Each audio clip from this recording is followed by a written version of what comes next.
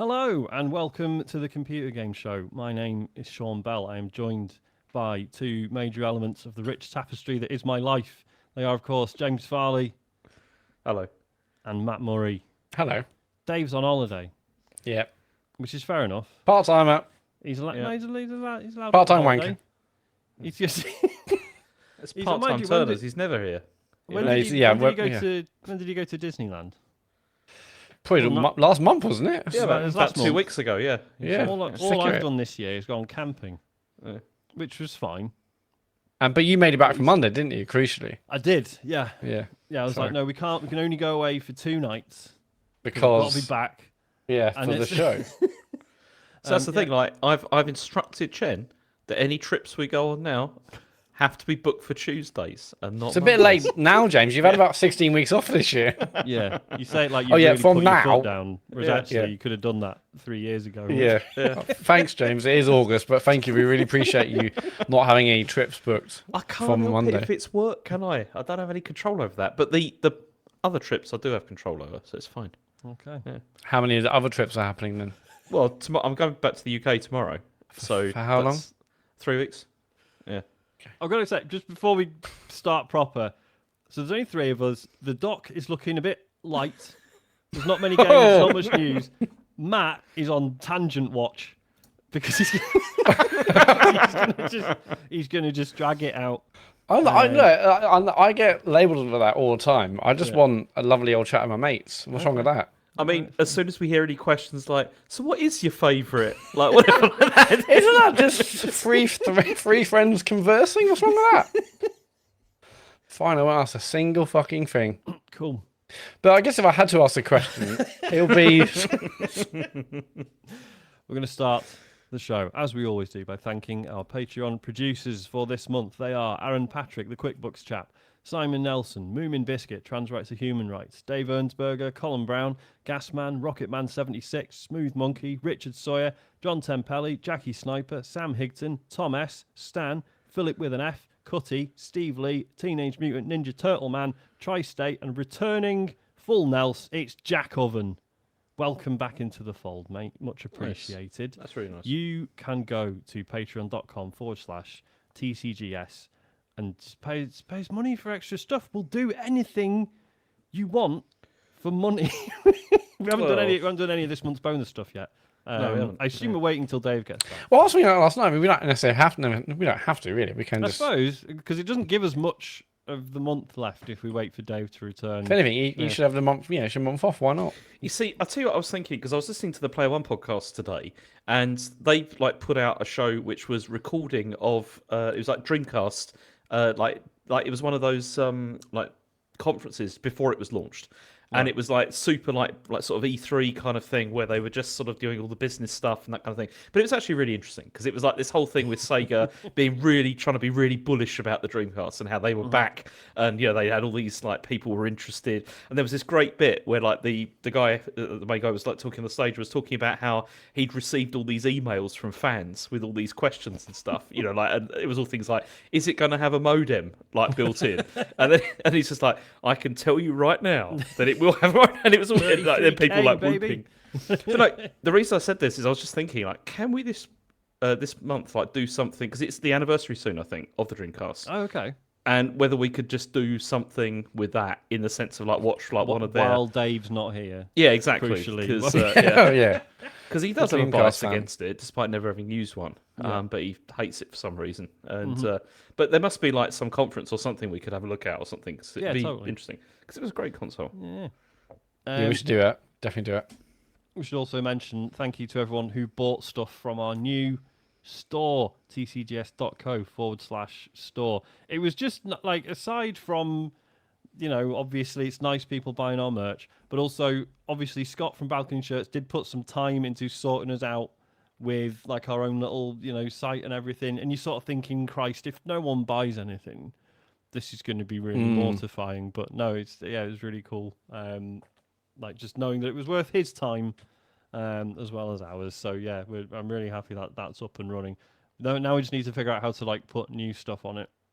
Yes. And even we don't want to like flood it, but it's just it's good to know. how these things work, and we've like just having that freedom to just chuck stupid shit on there. Yeah, every now willy and nilly. again. Yeah, we've had people buying the Farley T-shirt back, The tote bag. back out of copyright jail. Not the tote bag, seriously. Some people have, I believe, some people have bought the tote bag. Yeah. Some people walking around with your face on the bag. I reckon they're using the tote bag as like wall art. I think they're pinning it up on the wall. Living No, I room. reckon what's that's bedroom. going to be? It's going to be under the sink where all the Tesco bags are in. That makes It's one of those sense. bags. That makes much more sense. Yeah. Should we get on to the feedback, Matthew? Yes, we're going to start with. Okay, I need to start reading these emails before the. I should have taken the surname out. We said a while back we'd do that. Okay, Clint has messaged. He is humorous, entertaining, but lies through his teeth. When he is called out on his lie, he continues to lie and goes even further to say, "I'm right, you're wrong," and slams the cat on the table in order to distract from his lies. Am I describing James Farley or Boris Johnson? Only God knows. I couldn't comment on that. I mean, No feelings is. about that accusation, James. no, I'm not going to dignify that with a response. Okay. So yeah. Yeah, so it sounds like it definitely was you. Push button Joe, dear TCGS fun lovers. Regarding Pringles, they are not crisps. They might be physically, but not spiritually. They have not received the blessing of Mr. Tato. Much love, me. I don't know what that means. I was hoping one of you would. James, It might not mean anything. It might just be push button Joe's just having a bit of a episode, and he's decided to message us. To Mr. Tato. Yeah. Who's Mr. Tato? I don't know. Well, Matt's googling it at the moment. yeah, Okay, or we've got a Super Tato coming up, so I don't think that is. Never mind. Oh, Ben Chat says Mr. Tato from Ireland. Is the crisp lover? I've seen some with a Mr. Tato tattoo actually, so that looks quite good. They may not have received the blessing of Mr. Tato, but I think we know they're crisps. We've received the blessing of the UK courts. I think that's over. I think that's over now. The American ones, I can't remember. Blob Goblin, a Gary of lesser renown, has messaged. Read the Matt Berry voice acting. That's a flob goblin, Matt. Not What did blob. I say? You said did you? blob. Flob Goblin, a Gary of lesser These are renown. people's real names, Matt. So show I'm some really sorry, respect. Mr. Goblin. Read the Matt Berry voice acting chat in episode 413. It always amazes me that games companies make a big deal of celebrities voicing characters in a game, only for them to barely actually be in it. Case in point, Emma Stone in Sleeping Dogs. Was she in Sleeping Dogs? That was my first thought. I mean, I've played a lot of that game. It was I did not good. know Emma Stone. It was good. I didn't know Emma Stone was in it though. It's all right. Matt's googling it again. So Okay, we could... cool. Yes, it would appear she is. Yeah, there's actually a trailer. Yeah, Sleeping Dogs, Emma Stone's voiceover trailer. Yeah, so Cool. my word. I mean, She played surely Amanda. the answer is that these people are expensive and they only get a half an hour in the studio, so they just have to record as many lines as possible, and then that's that. Mm-hmm. I mean, I didn't mind the whole fact that Matt Berry's voice wasn't super prominent in Thank Goodness You're Here. I quite like that. It's just in and out. Yeah, I quite like that he sort of gets equal billing among like all the other people who also did a really good job. Mm-hmm. I think it's quite cool that it's not just like this is the game with Matt Berry in it. Yeah, exactly. Yeah, it's just it's nice to just say he was in it for a bit and that was it. It wasn't. I mean, it was pretty recognisable, but it wasn't like extremely Matt Berry. Although maybe in my head now, I think more about the impressionist who does a Matt Berry impression. You know, the guy. Then Matt Berry himself. He was in. I can't remember if I mentioned it at the time. Oh fuck, what was it called? The one I played where it was like you were running a hospital in space. Fuck, I've forgotten what it was called. Anyway, he was in the guy who sounds like Matt Berry was in that. Oh, okay. Very clearly had been told just do your Matt Berry voice, Which is weird. Yeah. I think he sort of got in trouble for it. I was going to say, previously. like, at what point does that become like theft? You know, like voice theft or something. Because it's such a distinct. Because on the one hand, for a lot of people, say, well, you can do an impression of whoever you want. You can't copyright that. But obviously, it's such a distinct voice. I think it was just Galactica. Thank you, Tree Smurf. I think it was the issue was people were taking the audio and dubbing over other things with it, and then people are like, oh well, yeah, it's Matt Berry. There you go. But yeah, like it's like, but that dude, what is his name? I can't remember. But Ben Kearns. But he's basically got like a social media following or career just from doing an impression of Matt Berry. Yeah, kind of. I mean, and he is good as well. Like, to be Yeah, fair, like, he's not very just good, the guy yeah. who does the Matt Berry voice. Like, he's talented, voice actor and everything. But yeah. Yeah, nice. Tony with an F has messaged. I agree with David about the F tier Tyler Durden called Johnny Silverhand. I disliked him from the off and took every opportunity to tell him to do one. I rate the fact even Songbird was mugging him off from second one. It's not a dig at Keanu Reeves' performance. I just found the character to be thoroughly unlikable with his constant "I hate corporations" routine. Because I think that's the point. Yeah, like that's why it sort of worked for me. He's going on about corporations at the start of the game. You're like, all right, mate, whatever. But then the further you get into the game, the more you see exactly how fucking awful the corporations are. Not so awful that I would set off a nuke in the middle of a city centre. No, that's taking a bit far. In an operation that was actually backed by like another corporation. That's like another little wrinkle they don't really dig into in the game because it's a bit hypocritical. But yeah, that was sort of why I thought it was interesting, because as you're slowly coming around to his way of thinking after seeing the shit the corporations get up to, obviously the thing in the story is like, oh, there's a possibility that like Johnny's attitude is like overwriting yours, and it's like, oh, is my attitude actually shifting, or is this my brain just being literally overwritten? I don't know. I thought it was cool. I thought the whole fact that he was kind of a bit of a cliche was the point. I thought it was supposed to be like that. And, I didn't have a problem with it really. Sorry, Tony, Dave's not here. If he was, you'd have someone agreeing with you. Well, no, you'd have somebody just saying like, "Nah, he's rubbish, wasn't he?" And that'd be it. Go on. I Had a Dream has messaged, "Hi there, Scott Fish Spatula here. I just wanted to clarify last week's feedback. When I said it's dream time, I meant I had a dream where TC just appeared, and at some point in the last few years, you wanted to know about them, possibly due to copyright infringement. So the dream involved me showing 3, the big one, the Weasley one, and someone else, probably not Farley, around my childhood home. What was strange is that instead of it being a 2-bedroom shack at an hour's drive from the closest town, it was actually a barnyard renovation where the garage had skylights and the bathroom had a shower that took up half a wall. There was a party of some sort going on, but since it wasn't hot enough to fry an egg on concrete, it couldn't have been Christmas. Anyway, fuck Dave, love y'all, from Australia. Also, P.S. How's coffee golf going? I haven't played. He's actually pasted in his results as well, which is nice. I've not played coffee golf for ages. No, I fell off that long time ago. Yeah.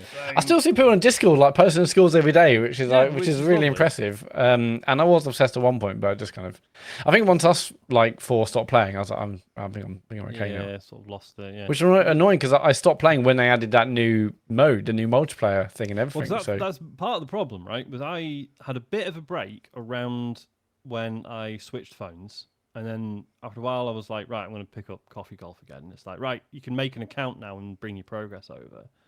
But I've got to make the account on the old phone to then log in, upload my cloud data, and then I can log in on the... Like, if I make an account on the new phone, then I'll have no progress. Oh, yeah. So I was like, oh, all right, I'll get round to that at some point. And then 6 months on...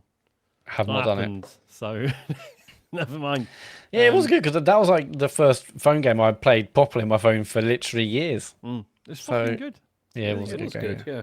But no, we have one WhatsApp group I'm in. We do every day we do guess the game.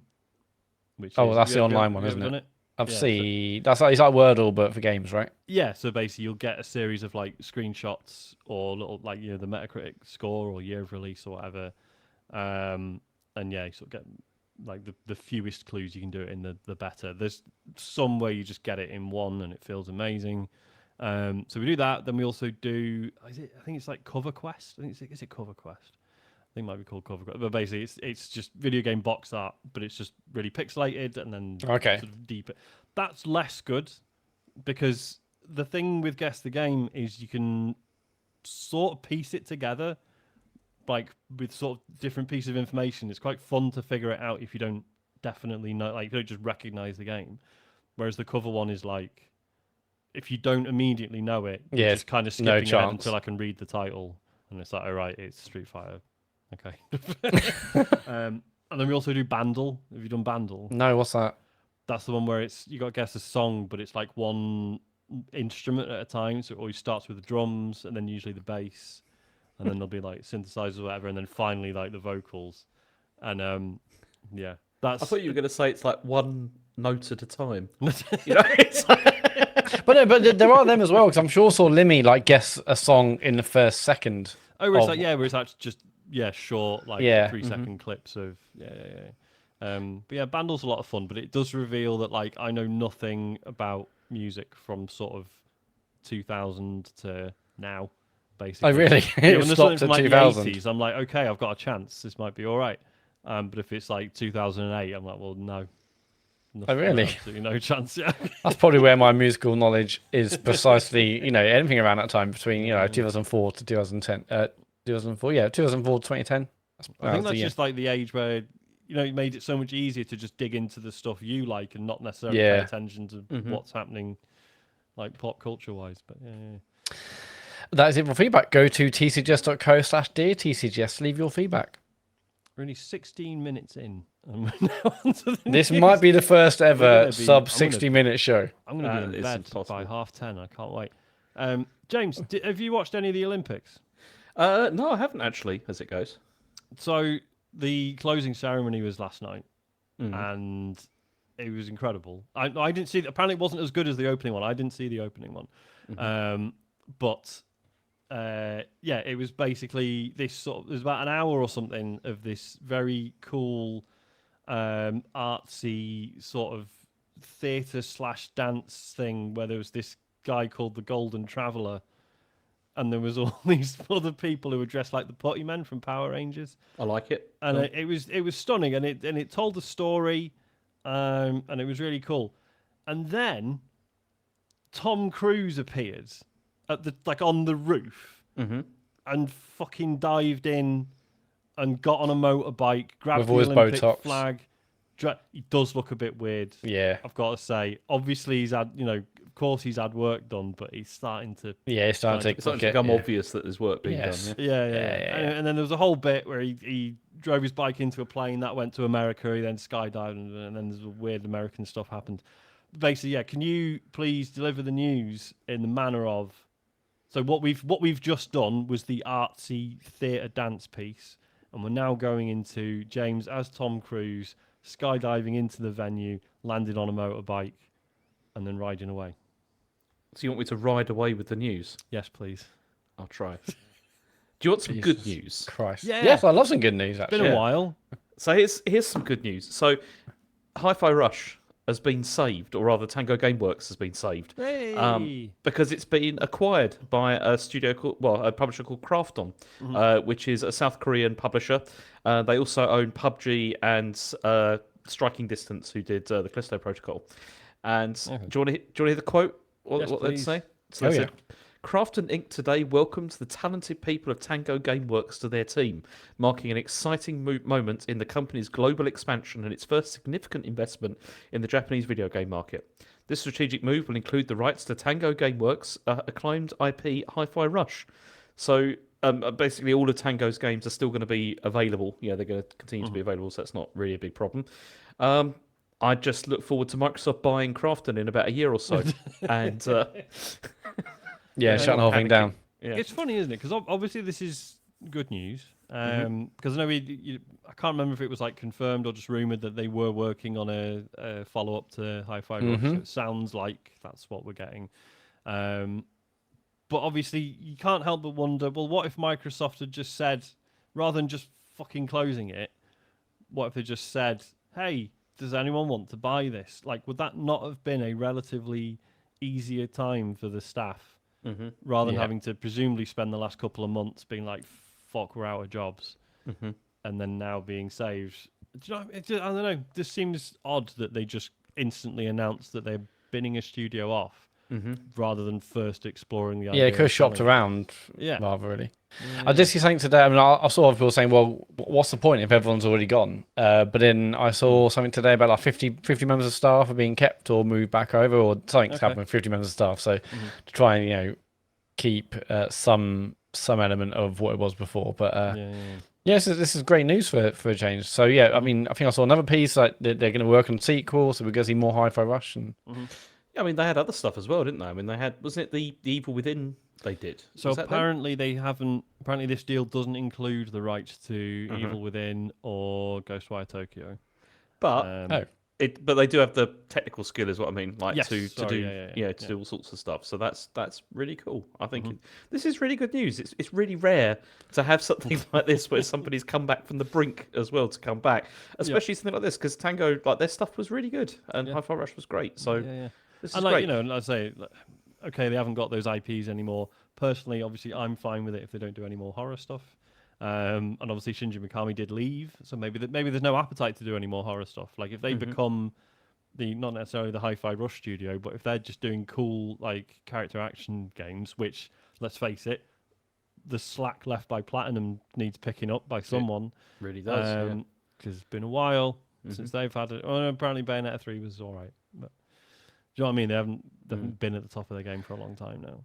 Do you know? I keep thinking about going back to that. Like, and I never bought it like the first time round, but it's because there was that whole fuss, wasn't there, around The it weird before stuff it around came out? the voice actor, but The then voice acting stuff, and I was that kind of like was put off by odd. just the whole conversation. But yeah, I've heard it's very good. It's yeah. and it's worth playing. But It's often cheap as well. is it? Yeah, you can usually get it for like 20 quid now. No, that's not bad. But Do you want to hear some bad news? yeah. Okay. So apparently the sentiment around Marathon at Bungie is not great.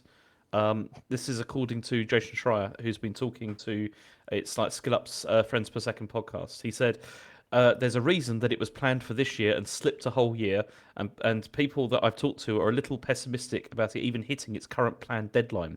But we'll see. I don't know exactly when that is. Sometime in 2025, I'm not sure. The sentiment I've heard is not great around it, at least a few months ago.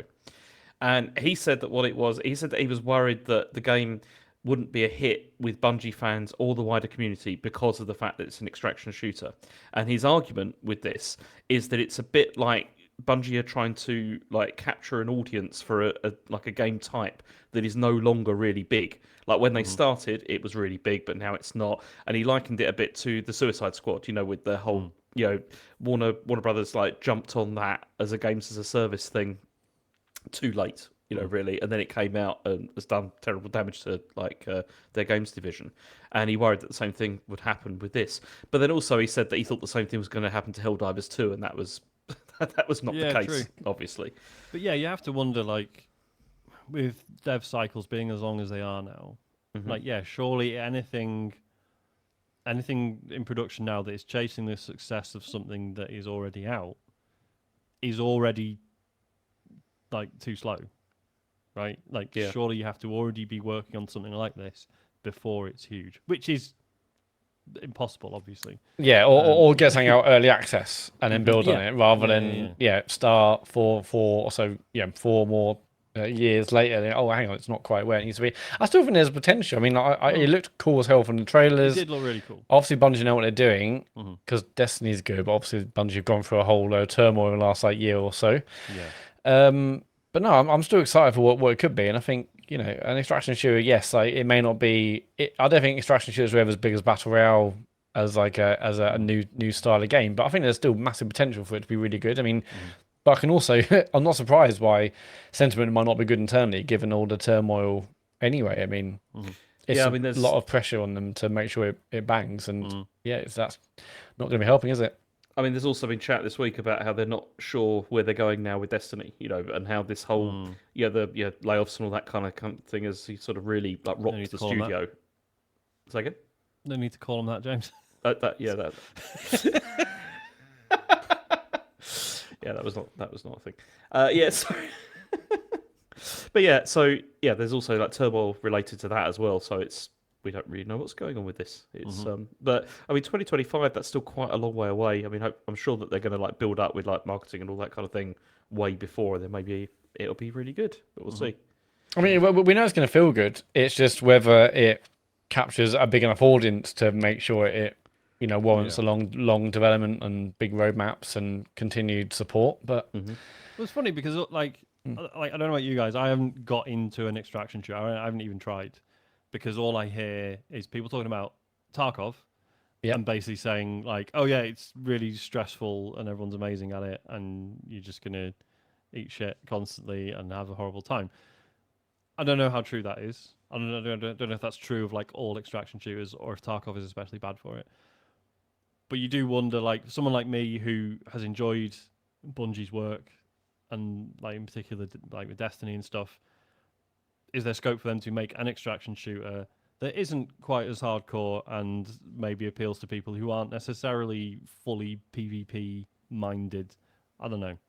Yeah, I think you can do it. I mean, Tarkov, yes. I mean, I haven't played it, but everything I've seen and read about it, it's very, very sim-like. Whereas, oh yeah, I mean, Darren got getting in the chat says I blame the Division's Dark Zone for extracting. Yeah, like the Dark Zone Division. Well, I mean, I enjoyed that when I played it a little bit, and that was a bit, it wasn't as simmy as Tarkov. So I think Bungie can absolutely do it. Yeah. And it did look cool as fuck. Like it can't be understated. Yeah, how it looks good so looks. damn Like, cool. What an art style. But you see, the thing is like Bungie before have always been like a studio that is like led. Do you know what I mean? Like they're the ones that like come out with the like new ideas or at least like really, really well refined like sort of ideas.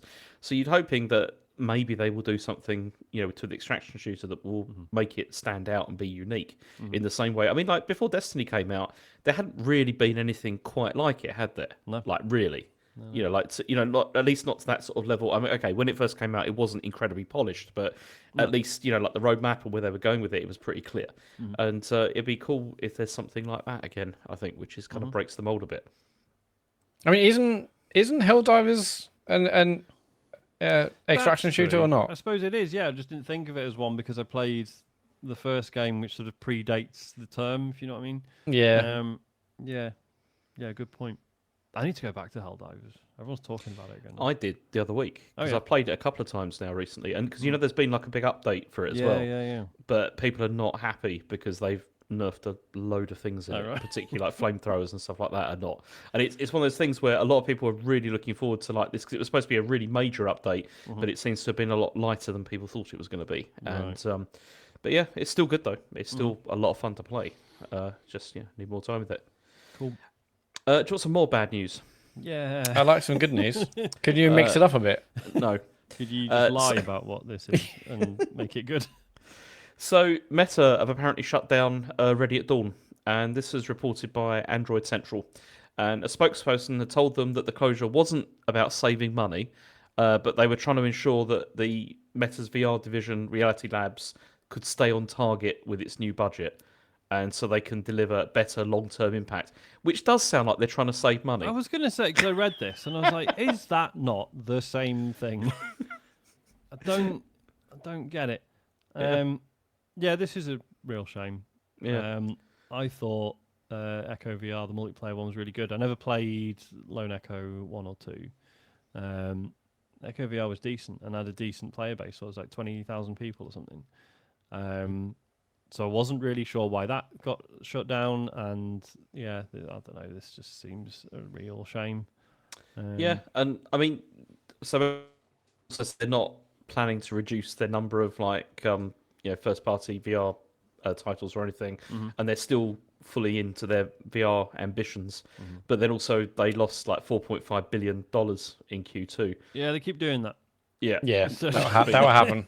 Yeah, it's been like an ongoing issue. So yeah, it's a shame. It's a real shame because this was. I mean, this company had really good pedigree as well. Like they put out a lot. Yeah, they did the order, didn't they? 1866. And that they that did, was a good, and apparently, I don't know how true this is, but I saw people saying that apparently before they got bought by Meta, the plan was because like the order was like a technical showcase, not necessarily a brilliant game, but then they were like, right, now that we've built the tech, we're going to do a sequel, and it's going to be like we're actually going to focus like way more on the gameplay stuff now the tech is there, and of course they just never got the chance to do that. As I say, I think Echo VR was really good. Never understood why that got closed down, and now I guess that we're not even getting any sort of follow. I can only assume, maybe this is unfair, I can only assume whatever they were working on clearly wasn't looking like it was going to pan out either. But then we've seen weird decisions before. Do you know what I mean?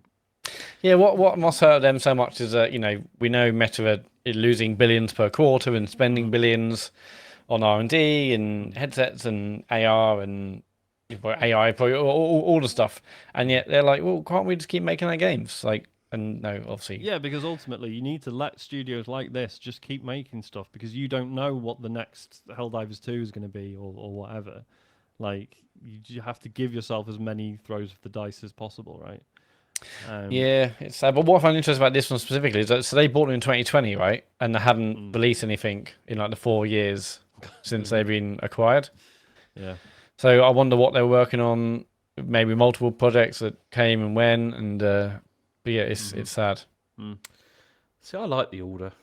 I mean, it's probably because I only paid about like £4 or £5 for it or something, and it's because obviously it was really short. But I enjoyed what I played of it. I thought it was an interesting world they constructed there, and I'd have been well up for more of it. But yeah, that is a shame. Yeah. Do you want some news which is not good or bad? It's just news. Neutral news, please. Why not? Yeah. So GTA 6 is not going to be on any subscription services on day one because Take-Two's decisions are rational, says their CEO. So this is Strauss-Zelnick. He said, offering a frontline title with a premium price in a subscription service, day and date, will push consumers to that subscription service for at least a period of time. It won't affect Take-Two's decisions. It is our job to outperform the industry, and the only way to do that is to generate big hits. And I think we have all the necessary elements to deliver that. And yeah, so we're not going to see GTA 6 or anything like that on subscription services. Yeah, I Fairly mean, obvious. yes. Yeah. That'd be such a I mean, from a business point of view, that'd be absolutely stupid. Like, so not exactly news, but yeah, it makes total sense. Yeah, it's just on Prime Gaming. It's one of your free games this month. That's fine. Well, it's like, Microsoft do a deal, get it on Game Pass, makes no difference whatsoever, and it's just, but it costs billions or whatever to get it there. It'd be, I don't know. I'm still looking forward to GTA 6. Though. I think it's. Oh my god, hell yeah. Yeah, absolutely. It's basically like the biggest sales in a week. It's gonna be the biggest sales of a game in a weekend ever. I reckon probably. Yeah. I don't know what the record for that is. Probably like it could be an old GTA. It could be like a Call of Duty. But yeah, this is gonna set records, isn't it? Out the gate. 100%. I mean, in no way was I expecting it to appear on Game Pass. No. So, It's Although, it's on the PlayStation Plus. Yeah. When it comes out, you should say it is. Just to annoy people. Yeah. By the way, everyone, remember to download GTA 6. It's out today on Game Pass. maybe it'll be on the Google Play Pass. Yeah. You never know. It's on Apple Arcade. Yeah. No, they don't care about that. It's still, yes, it's next year, isn't it? There's nothing further than next year. That's all we know. Mm-hmm. And I reckon it might not even make that, but we'll see. That sounds like a good bet. that I'm not going to take up because I've got enough on my We've plate. got one, on the slate. It's not long now, is it? How long have we got until it's It's out? the end of this month, and it's a couple of weeks. Yes, Yeah. it's out on the 30th of August, isn't it? I showed Rachel the trailer for it. Oh yeah, what do you think? What do you think? She was like, it sometimes looks really good and sometimes looks rubbish. like it's what she said. For the sake of the listeners, we are now talking about Star Wars Outlaws. We never actually said Yes, that we are, out yes. loud. Yeah. I mean, that's kind of the problem, isn't it? Yeah. So, and it's true. Like you watch it, like the trailer. Sometimes it looks really very impressive. Then other times it looks really not very good. Like visually. That's a point. I noticed you haven't put in the news, James, the claims that journalists are being shipped off on a week-long holiday to play. Well, see that was unsubstantiated news. So I was like, I can't really put that in there. I thought that's. But that is an unfortunate development if that is true. But we don't know. Well, if we it should is probably true. talk about it now because it's been referred to. So what's the story? So the allegation is, and these are allegations, and these are allegations we are not saying are true. No, is just things that- we've seen online. Is that some people were brought to was it where were they sent? Like Ubisoft I can't sent remember. them somewhere to I think was it Disney or something they sent them to? Yeah, I think it might have been. Yeah. To with like a for a nice jolly to promote Star Wars Outlaws, and then all those positive reviews came out. Not that there's any correlation between that at all. Not that we're claiming there's any correlation between No, that. of course not. But that was the allegation. But we don't know if it's true or not. But obviously, just- if I lose the bet, I will be blaming it on that. I read that. I was like, oh, please don't. Like, what is that? What is this about? It's just weird, isn't it? Because obviously that sort of thing used to happen all the time. Yeah, it was. Until everyone agreed that maybe it was not the most professional thing to do. It wasn't ethical, but then also I think the companies were like, we're not paying for this anymore. Well, exactly. Yeah, it's probably not actually worth spending the money anymore. It's not really.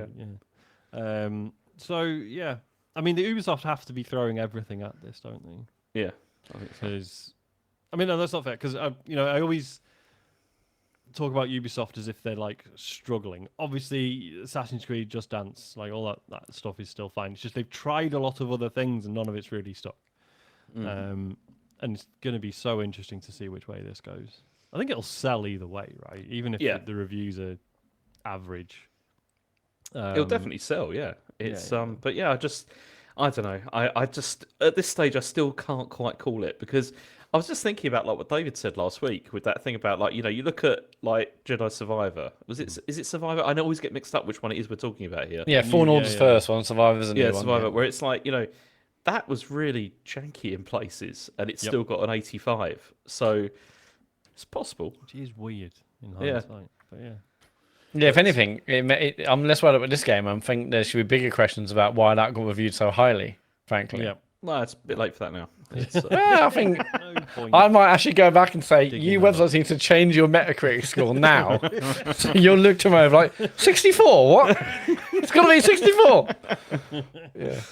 Yeah, I mean, that's one of the things, my favourite things about this is when, like, I've heard people talking about this bet, and then they just said, well, it's going to win because it's a Star Wars game. Like, it'll do well. It's like, but the other game's a Star Wars game as well. Yeah. It doesn't make any sense. They cancel each other out. Yeah. I don't know. We'll see what happens. But I don't know. I'm still reasonably, quietly confident that it's going to be. You don't have to be quietly confident. I think you can be loudly confident now. You're just saying that, Matt. We'll see. Well, but 2 weeks' time, we'll know the scores. Yeah. Then we've got to arrange the when it's going to happen. Yeah, on my ass. Yeah. All over your ass. Anyway. What's next, James? Episode title. Well, also, I mean, the other thing about this is that Strauss-Zelnick has also said that the performance of the Borderlands film would not impact Take-Two, which is good because the next story. So this is from Video Games Chronicle, and they just had a headline which is "Just a complete mess." Initial impressions of the Borderland movie are mostly negative. I mean, obviously, I jumped on this because I just thought, this.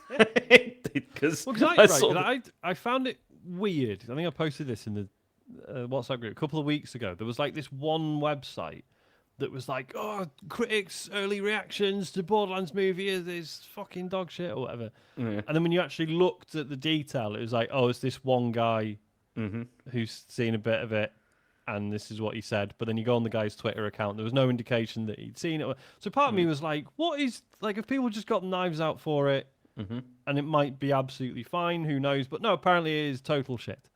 Whether you like Borderlands or not, apparently it just offers nothing to anyone, and is just, I'm kind of amazed how this happened, to be honest. It's quite interesting because I read like an article about what had happened to the Borderlands film, and it was like they said like it went through like a whole ton of like rewrites, and it went through like it did go through several directors, I don't think, but there was a lot of like changes to. And originally it was going to be like a mature like 18 rated film. Who's the writer or writers on it? I remember it being someone really well respected, but then apparently the director really fucked with it. Yeah, and then that person, who I also can't remember their name, is credited but with a pseudonym as well, because they didn't want they didn't want to be sort of associated with it any longer. But yeah, it got bumped down to a PG-13, and like one of the common things that was said was the fact that it's like they tried to make a film like for everyone but please nobody. It's that usual sort of thing. Yeah. But I mean, do you want to hear some quotes that VGC got, because they're quite good? So. This is from VGC. So if you go and have a look at their story, there's a whole ton of these, but I just pulled these ones out. So Edgar Ortega, he wrote, "Borderlands feels like what an out-of-touch executive thinks the cool kids find appealing. There is not a single earnest character moment here, just obnoxious quips that feel dated as soon as they leave the actors' mouths. It's not even so bad it's good, just a complete mess." Then you got the bite-sized breakdown critic, Adriano Caparuso, who said, "Borderlands is a disaster, filled with every cliche you can ponder. This film swaps the mayhem and imagination of the games for a lifeless, unfunny, and visually repulsive dud with annoying characters and a cast with not 1 ounce of chemistry. I mean, I also had a look on Rotten Tomatoes because I just wanted to have a look and see what, because it started off on Rotten Tomatoes with 0. Yeah, Yeah. debuted with 0, which is Yeah. incredible. And then it's now up at 9% at the Okay. moment, so it's gone up. Boo. Saved it. Who gave it a good review? Well, I mean, this is not a good review, but I found this one. This is from Render Jones, who said, Borderlands is what happens when you order Guardians of the Galaxy off Temu. Was the... Yeah, I mean, like those are all the reviews. Like over the weekend, we actually got the first kind of revenue figures from it, and yeah, like well, international being non-US, it's made 7.7 million. I think it made like 8.8 million in the US, making only 15.4 in the first weekend, and the film is reported to have cost with marketing like 145 million quid, and it's made 15 its biggest weekend essentially. And there is, you know, the cast is weird, but like there's some good people. You know, Kate Blanchett, Yeah. Jamie Lee Curtis, Jack Black. Like there's Kevin Hart is he in it? I think. Yeah. I'm sort of like, if I had more friends who lived nearby, I would just be like, shall we all go and see it, just to see for ourselves?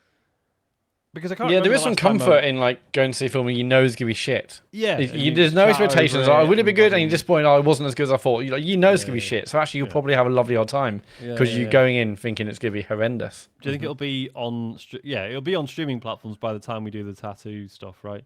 Probably. So we can all watch. Probably it by next together. week, actually. Let's rent a cinema, and we'll all watch it. Just us four, because no one else is gonna want to go see it.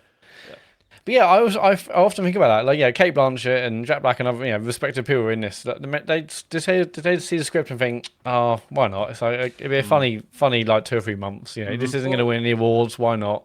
Kate Blanchett said she did it because it was like she was asked to do it like as the pandemic was kind of like winding down, and she was like, I want to do something to sort of like get out of that. So I'm gonna do Did this she film. blame it on quotes COVID madness or something? Yeah, it was the thing with that. But it's a shame, isn't it? When It this is a sort of thing shame, happens. but also in a way, it's nice that like a bad video game movie adaptation is noteworthy now. Mm-hmm. Do you know what I mean? Rather than just like, well, of course it's shit because they always were. But we're now in the realm of like, no, these have every chance of being good. I mean, I also saw that Randy Pitchford is blocking people on Twitter that criticise it. So that's quite funny. He's so normal. Yeah, I think he blocked one like the biggest kind of Borderlands kind of culture, I guess you can call it, like accounts on, you know, they talk about all the games and I don't know other things that relate to the Borderlands universe, and he blocked them. Wow. So he really doesn't care for feedback, let's just say, about the movie. But I haven't played the game, but like if the game's not like an 18 plus game, isn't it? It's like Yeah, it is. Yeah. so it's kind of mad to not make it an R-rated movie, frankly. Yeah. I mean, and it's a funny one as well because like the games, I found Borderlands 2 funny at the time. It aged quite badly. Not even like it's not offensive or anything. It was just very sort of memey humor. And then the third game sort of continued that, but was, I don't know, it was fine. I don't remember laughing at the third one, but it didn't like upset me either. Mm-hmm. But I don't know, they have this reputation of being funny games, and it's like, don't know. Yeah, I haven't played the games. I've seen the trailers, and I'm like, there's nothing funny about this at all. I mean, maybe I that's thought the just trailer was fine. Like it didn't, I don't know, it didn't upset me, but yeah, apparently the full movie will. well, yeah. I'm looking forward to your review. Yeah, me too. Right, is that it for the news? Oh no, go on. That's the thing. It's it for the standard news, but I have Yeah. got a fantasy zone. Oh my Yes, God. it's going to save the news. Here we go. Yeah. It's Right, saved the already. news. It's been brilliant. Strap in. I'm doing the music now.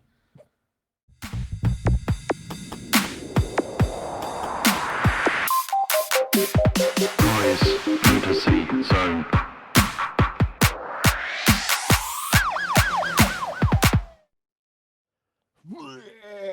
Right.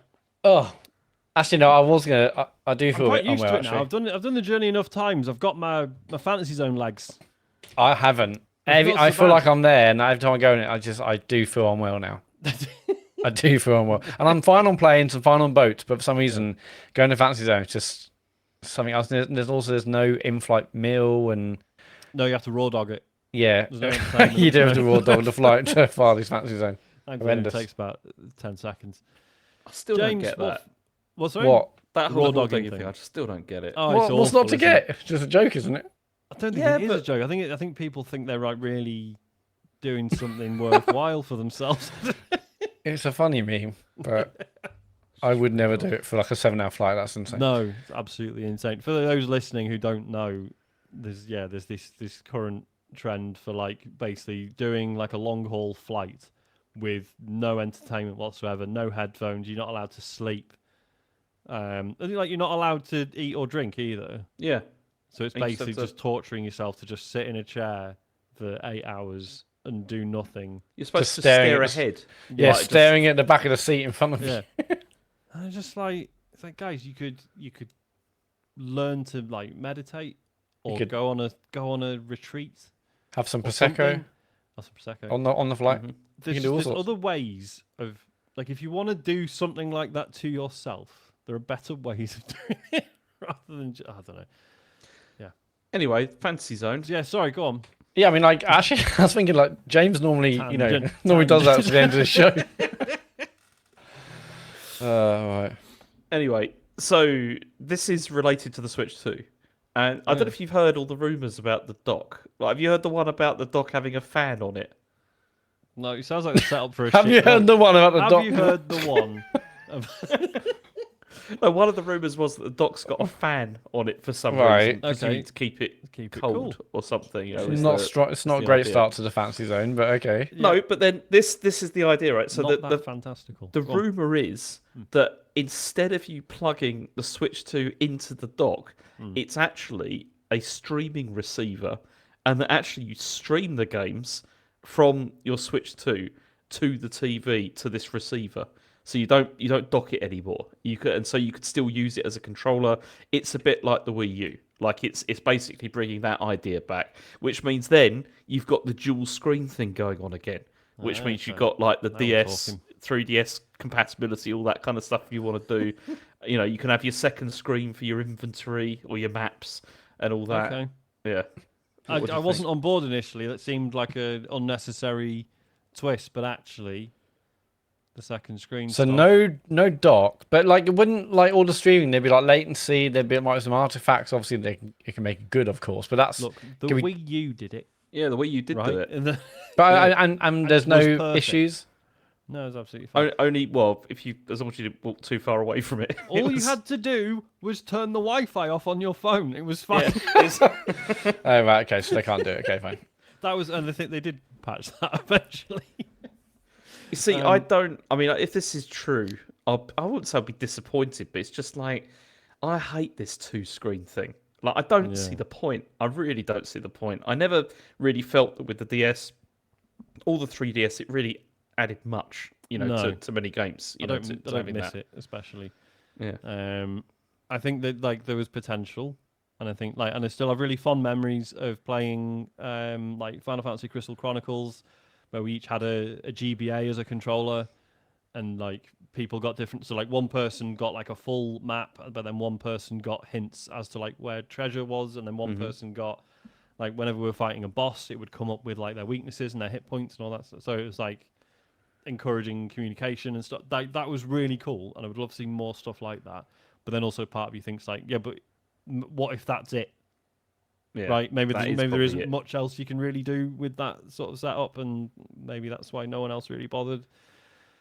And you saw that with the Wii U as well, because I mean, I was watching like this YouTube video the other day, like talking about why it failed and everything, and like they went through this whole thing where they were showing like with the Wii, there were so many use cases that they demonstrated for that, like how what, and it was so easy to understand what it was for, and the motion controls, the whole thing, and how like it's Nintendo couldn't really show what the Wii U was for. Like there was hardly any games that demonstrated why it was necessary to have it Nintendo set up like Land. that.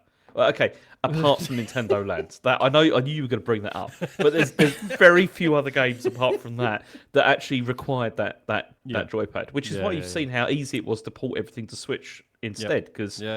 it was really kind of pointless. Yeah, totally. But that I mean there might be some games I couldn't play on my Switch in handheld mode, right? If they're utilizing the TV as well. Not if it's some stupid thing like a map or something. Then But then it if that's the doesn't case, then matter. like, why would developers fucking really put gimmick. time and effort into using it if like loads of people playing a handheld, or Yeah, if you can't that stuff can't be guarantee- shown if I'm playing a handheld? Yeah, if you Look, can't you're guarantee that asking- every player's going to use it all the time, then Yeah. it's Yeah. suddenly you're designing for an edge case. Yeah, this sounds like aren't you? absolute So- bullshit, frankly. But it's the kind of thing Nintendo would do because they've been obsessed with this for a long time. it is a gimmick this that, idea. and they're like a gimmick for every console, so I can see it in that regard. But the fact that anyone playing a handheld wouldn't be able to get the features that they might be talking about, would just, I don't know, it seems wild. Do you know, I hope they do this and they call it Switch U. It'd be so good. Oh if my they did this. god, surely not. Surely I not. mean, that would be funny. It's back.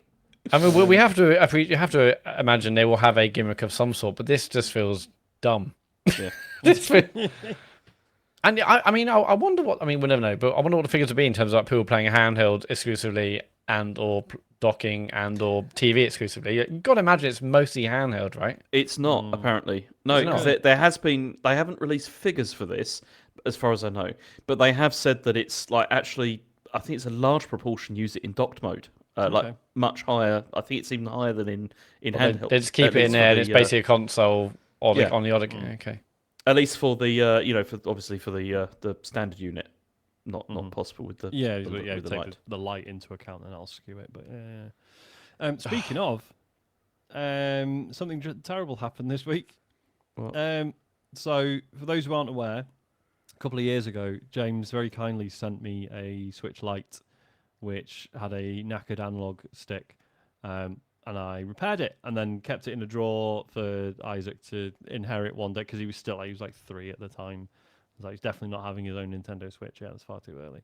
Anyway, and like eventually he just found it, and I was like, oh shit, I can't tell him it's not real. No. You know what I mean, I can't be like, no, you can't have You that. didn't see that at all. Saw what? There No. wasn't nothing to see. Just said it's the display model. Yeah, that's something you found in So- IKEA. He's had a good, I don't know, like 18 months, 2 years with his own Nintendo Switch, and he's had a fantastic time with it. He's now at the age where he still gets up too early, but he will get up and you can kind of potter about by himself, like put the telly on and play games for a bit until one of us gets up. The other morning it was just me in the house and he was at work, and I got woken up by Isaac like shouting up the stairs. He sounded really upset. Like so upset that I was like, oh fuck, he's like hurt himself. I was like, something really bad's happened, and I ran out of bed. I was like, whoa, what's wrong? What's wrong? I've dropped my Switch in the toilet. Oh my. So there is now a broken Nintendo Switch Lite, full of my son's piss, just kind of sitting in the house. Don't really know what to do with it, to be honest. Can you not put it in the airing cupboard or something to like... Yeah, thaw put it in out? rice. I think it's the rice thing is a myth, right? 'Cause Switching rice. Come on, switching rice. Get it the in. first thing New said, and I was like, no, that's bollocks. She's like, you told me to put my phone in rice. I was like, yeah, about 8 years ago. I've since. You also learned told me that it's Pringles fine. weren't crisps. Exactly. I'm full of shit. Should be used to it by now. So it's just kind of I don't know what to do with it really. I mean, I'd send you another, but I haven't got any other spares at the moment. It's At the moment. well, this is the problem, right? Because it was one of those moments that as a parent is really awkward because I was like, you were so upset, and I was like, mate, like, don't worry about it. Like, we can share mine. And then straight away he was like, all right again, and it's like, oh, have I just removed any consequences from this? Do you know what I mean? Like, has he now learned nothing? Because I've just Yeah, been like, don't nothing worry means about it, anything it's another one. anymore. Yeah. And it's like, fuck, do I have to? So that was a weird thing to navigate. But I was like, well, you might as well share mine because ever since I started doing the account sharing thing, I couldn't be fucking bothered using it anyway. Because it's like any chance I would get to play on the Switch is usually when Isaac's sat playing on his, and then it won't let me play any like eShop stuff. So it's just of course. yeah. So I might as well just fucking share it. But I have had to be like, do not use my profile. And go on the toilet with it. Yeah. Well, because that's the other thing. Because I said like, right, we're not taking it to the toilet because we're still like. But you do, Daddy. Well, this is it, right? Because he sometimes like if he's playing games and he's really into it, he still has the occasional toilet accident, right? So I said to him, like, mate, just take the Switch to the toilet. It's not a problem. I do it all the time. It's brilliant. It's my happy place. I haven't had an accident in weeks. Yeah. Yeah, so now I've had to be like, right, it doesn't go to the toilet anymore. And then he's like, right, so does that mean you're not taking it to the toilet anymore either? And I'm like, no, it doesn't mean that, because it is, like, we're sharing it, but it is mine, and I still get to dictate what the terms are, Isaac. Like, we are sharing my Switch, because you did break yours. So it's just this constant, like, I don't want him to feel like shit, but I also want him to learn something about looking after his stuff. I'm just I hate imagining if you drop it in the toilet by Oh accident. God! And then I'm it'll be praying like- for that. Then later on, it'll be like, well, no, you can't take it to it, can Yeah. you? Yeah. It's like- Banned. Can't even take my phone. I'll be raw dogging. Raw dogging toilet. Oh God. That is So a yeah, shame. so That is a that shame. happened. So yeah, obviously, I'm still very grateful, James. Obviously, part of me not being really upset about this was, thank God that was free. So still really appreciate it. But if you do have any others, then send them his Yeah, way. yeah, just Yeah, fling sure. them over. Yeah. It's I'll fine. see if I've got any. I'll have a look in some drawers later. Let's see if I can Just find one. rummage around. I don't Right, think I've got is any that others it? actually. Yeah, but Is no, that yeah, it that's for the news. that is it for the news. Yeah, it's done. Cool. Let's move on to what we have been playing. James, you got a whole 2 games to talk about. Do you want to go first? I have, and there are even 2 games I've got not a huge amount to say about Wicked. because, I mean, the thing is like, I mean, Lost Judgment, I finished the main game of that now. I got through to the end, and it's a bit of a slog, and the main story really is not satisfactory at all. I mean, it's a detective-style game where the plot there were so many sort of like logic holes in the plot as well, which would make you think, I don't really understand where this is going. And what is really, and I ended up not really caring for any of the characters terribly much because it feels really sort of strange and demarcated between these different like areas that you go to and the different stages of the game where you have this whole long section at the start that is set in the school, you know, where you're supposed to be like building up relations with, you know, with the kids and like all this sort of stuff. But then it doesn't really have a huge impact on like the main story. Like it kind of does, but it doesn't really. Like it has this whole series that are called school stories, which kind of almost take the place of sub stories because the sub stories are much less in Lost Judgment. But you know, I finished all the school stories and it builds up to this sort of crescendo, which is a bit rubbish, like the final sort of reveal of the villain and all that kind of stuff, which doesn't really then lock in with the you know, with the main story. And so you just think, this feels like a separate game almost to a degree. Like it doesn't, although some of the characters being drawn from this and the motivations for why like you're investigating this particular crime are based in the school initially, you could remove it entirely and it wouldn't matter. You know, the game would still work. And I just felt it's a bit of a shame and like a bit of a waste because they could have done more with the environment. And I think what would have been cool is, I mean, now seeing as they built this entire school for this game, it would be pretty good if they did like a Young Yakuza series or something, you know? You know, like, you know, set in school or something like that. A bit like Delinquent. Bully. You know, Sort of- something like yeah, that. yeah, yeah. It'd be good if they could do something like that. I mean, they won't, but it Have you it ever could be good. played The Friends of Ringo Ishikawa? Yes, I did. Yeah, Yeah, yeah, yeah. and that was pretty good. Like something like that, you know, like Something like but, that with a budget would be yeah, really cool. it'd be pretty cool if they did that. But no, I was just a bit disappointed really with the thing. And I mean, I wouldn't be devastated if there's no more in this Judgment series. It feels fine that it's kind of done. I am still playing it actually because they released the You hate it like- that much. You're no, still... because they released the like it's the Kato DLC, which is like one of the characters.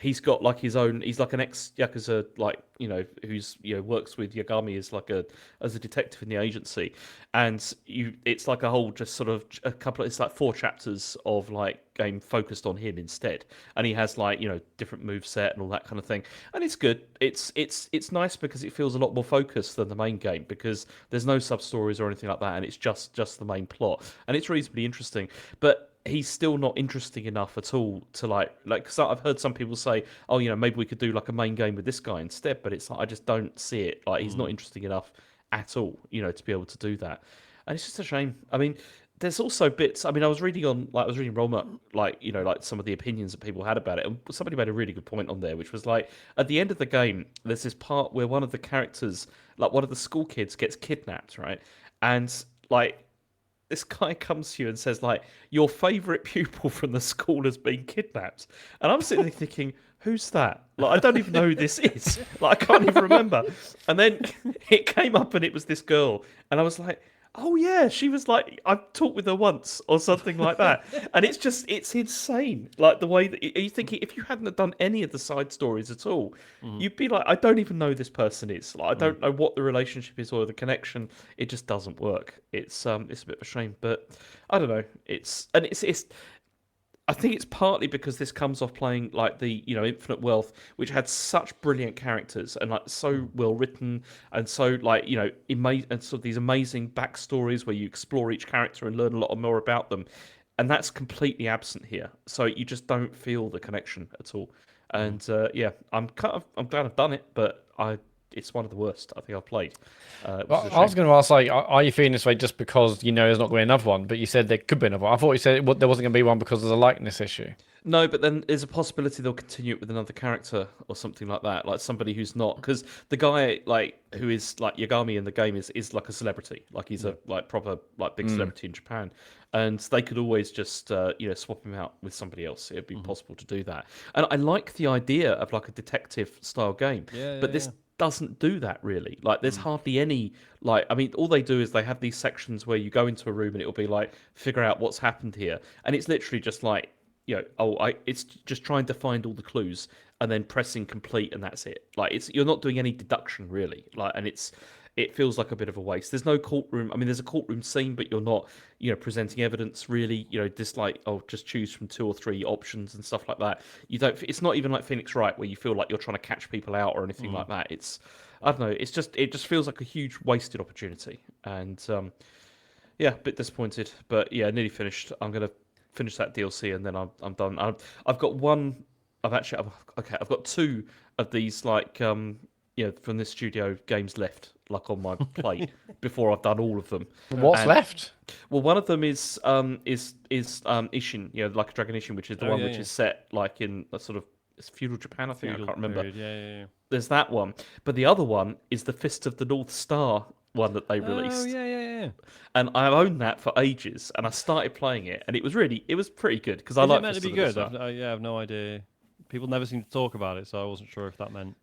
No, I think it's pretty good. I mean, it's quite. I think it's because it's earlier, like for that studio, so it's a bit more basic, I think, than like later ones that have come out, and it probably doesn't look as good now as because that's the other thing, which from going back to Lost Judgment, like after playing like Infinite Wealth.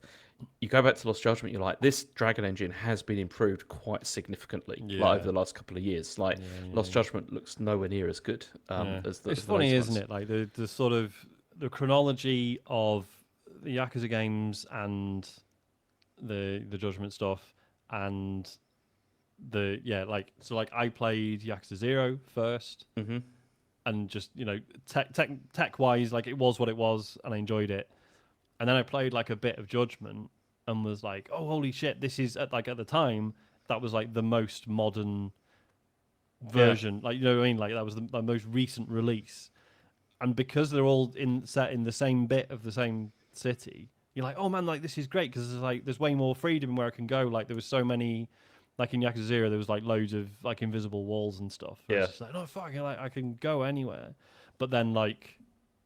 And then like the man who erased his face or whatever it's called, Name. Mm-hmm. then that comes out and it's like, oh no shit, no, this is way better as well. Like even again, so it is like, I know to someone who doesn't like the series, it must sound like such bullshit. It's like, oh yeah, they're all basically set in this one block, of Tokyo, but actually it is sort of fascinating the way you see it, like change sort of story wise and the way because obviously the Yakuza games follow decades of time, but also the way the tech evolved as the series went on as well. This is really and it has become there's a lot more to explore like as time has gone on. I still really hope that they go back at some point, and I really want them to do this like a post-war like game, like set in the post-war reconstruction period. Because did the Yakuza have like a major role during that time? Yeah, and that's why it could be so interesting if they did something like that. But I don't know. I mean, that would probably. I don't think they will because that would require a lot of building, I guess, of the world. Because true, it would be completely different at that point, wouldn't it? I mean, one of the reasons they can churn these out so quickly is that they've got a template, like clearly, which they can keep going back to, and they have added like new areas and new worlds and stuff. Yeah, not new worlds, new sort of like locations, but the core experiences still Camarucho is still there, and it's it's been developed. But yeah, I don't know. I'm glad it's over, and I'll play something else. But the other thing, which I'm nearly glad is over because I'm right at the end now, is Dark Souls 3, because I've been streaming this for weeks, like on and off. And I'm on the final boss now, which is good. And this is all thanks to a listener who was on the stream with me, who helped me in co-op mode. I'm going to ruin the name because it's it's like a Twitch style name. So it's like I think it's like Estra247. I think it is, and pretty certain met him at a meet at some point, and so thank you. But he helped me pass 2 of the bosses. Like at the end of the game, like there was 2 of the bosses. I was just like, "This is ridiculous. It's really," and I was also quite drunk as well at one point. I was going to ask, is this the same person who helped you when you had a bit to drink 2 streams ago? Yes, it's that person. Yeah, where I didn't know. And I'll tell you what was bad about that. When I started up the stream the week after that, everything was bad about that. But when I started the week after, I was like, I don't even remember any of this, like where I am or anything, like what's going on. It was terrible. That was the worst experience I've had, like on stream. If anyone wants to see James absolutely paralytic trying to play Dark Souls 3, it's on YouTube. Which should not be celebrated. No. We're not celebrating, but we are monetizing it. We are monetizing it. So yeah, it's part 14 is what you want to look for. Search for TCDS on YouTube and look for James Plays Dark Souls 3 part 14. That's the one where James may have had a little bit to drink, but thankfully someone sherped you through the last bit of the game, which was incredibly helpful because, as I said, there was these 2 bosses, and I mean it was good because I didn't feel like I wasn't doing anything. Like it felt like we were, like it was genuine co-op, if you know what I mean. Like it was like we were. Or it wasn't that he was just trying to like handle a drunk person on the street. Like, come on, the taxi's this way. Just stand in that corner. Just don't touch anything. Like, no, it's just fine. Don't die. Yeah, leave them alone. Okay, taxi's here. So you'll be home soon. No, it wasn't quite like that. But we were genuinely co-oping, I think, in a way. You didn't know what day it was, James. Well, yeah, okay. But the second time I did, and it was fine. It was great. But the thing is I still don't like this game that much. No, I still don't think it's as good as like the first and the second game, like at all. And I think the reason for that is it doesn't feel to me like it has the same level of atmosphere as the first or second games. It also feels a bit like a kind of a greatest hits, if you know what I mean. Like it feels a bit like it's like we're going back to these locations again. Sometimes in some cases similar kind of bosses and stuff. And I think it's also probably because of the way I've played it, because I haven't played it consistently every week, and so I every time I start it up, there's always that initial like, I don't know where I'm going with this, because I haven't paid attention and because I've not been playing it very, very often. And I don't know, it just hasn't felt as good. I just haven't enjoyed it as much. But I'm just thinking, one more stream and I'm done. I'm finished with that, and then I could play some other things, which will be nice. And I've got an idea of what I'm going to do, and I'm hoping it's going to be good. Do you want to talk about it? Or do you want to save it? What do you think? I think you should save. Well, do you know exactly? I think you should probably save it until you know exactly what's happening. And then we can announce it next week. Yeah. Okay. Yeah. Okay, cool. It's I know what I'm going to do. I hope it's going to be good. But but that's pretty much all I played. Although actually, I didn't put this in the doc. But I've also played quite a bit of Paper Mario: The Thousand Year Door as well, because I went back to that. I'm up to chapter 6 now, I think it is of that, and that's still an excellent game. It's got. I mean, the music in that game is still absolutely fantastic, particularly like in Rogueport, like the first area you're in. That is one of the best tunes from like a video game ever. It's sounds so good. It's brilliant. But no, it's still very funny, and it's still brilliant. And I'd recommend it to anybody who's never played a Mario RPG, because I still think it's one of the best. Like, absolutely, it's great. Cool.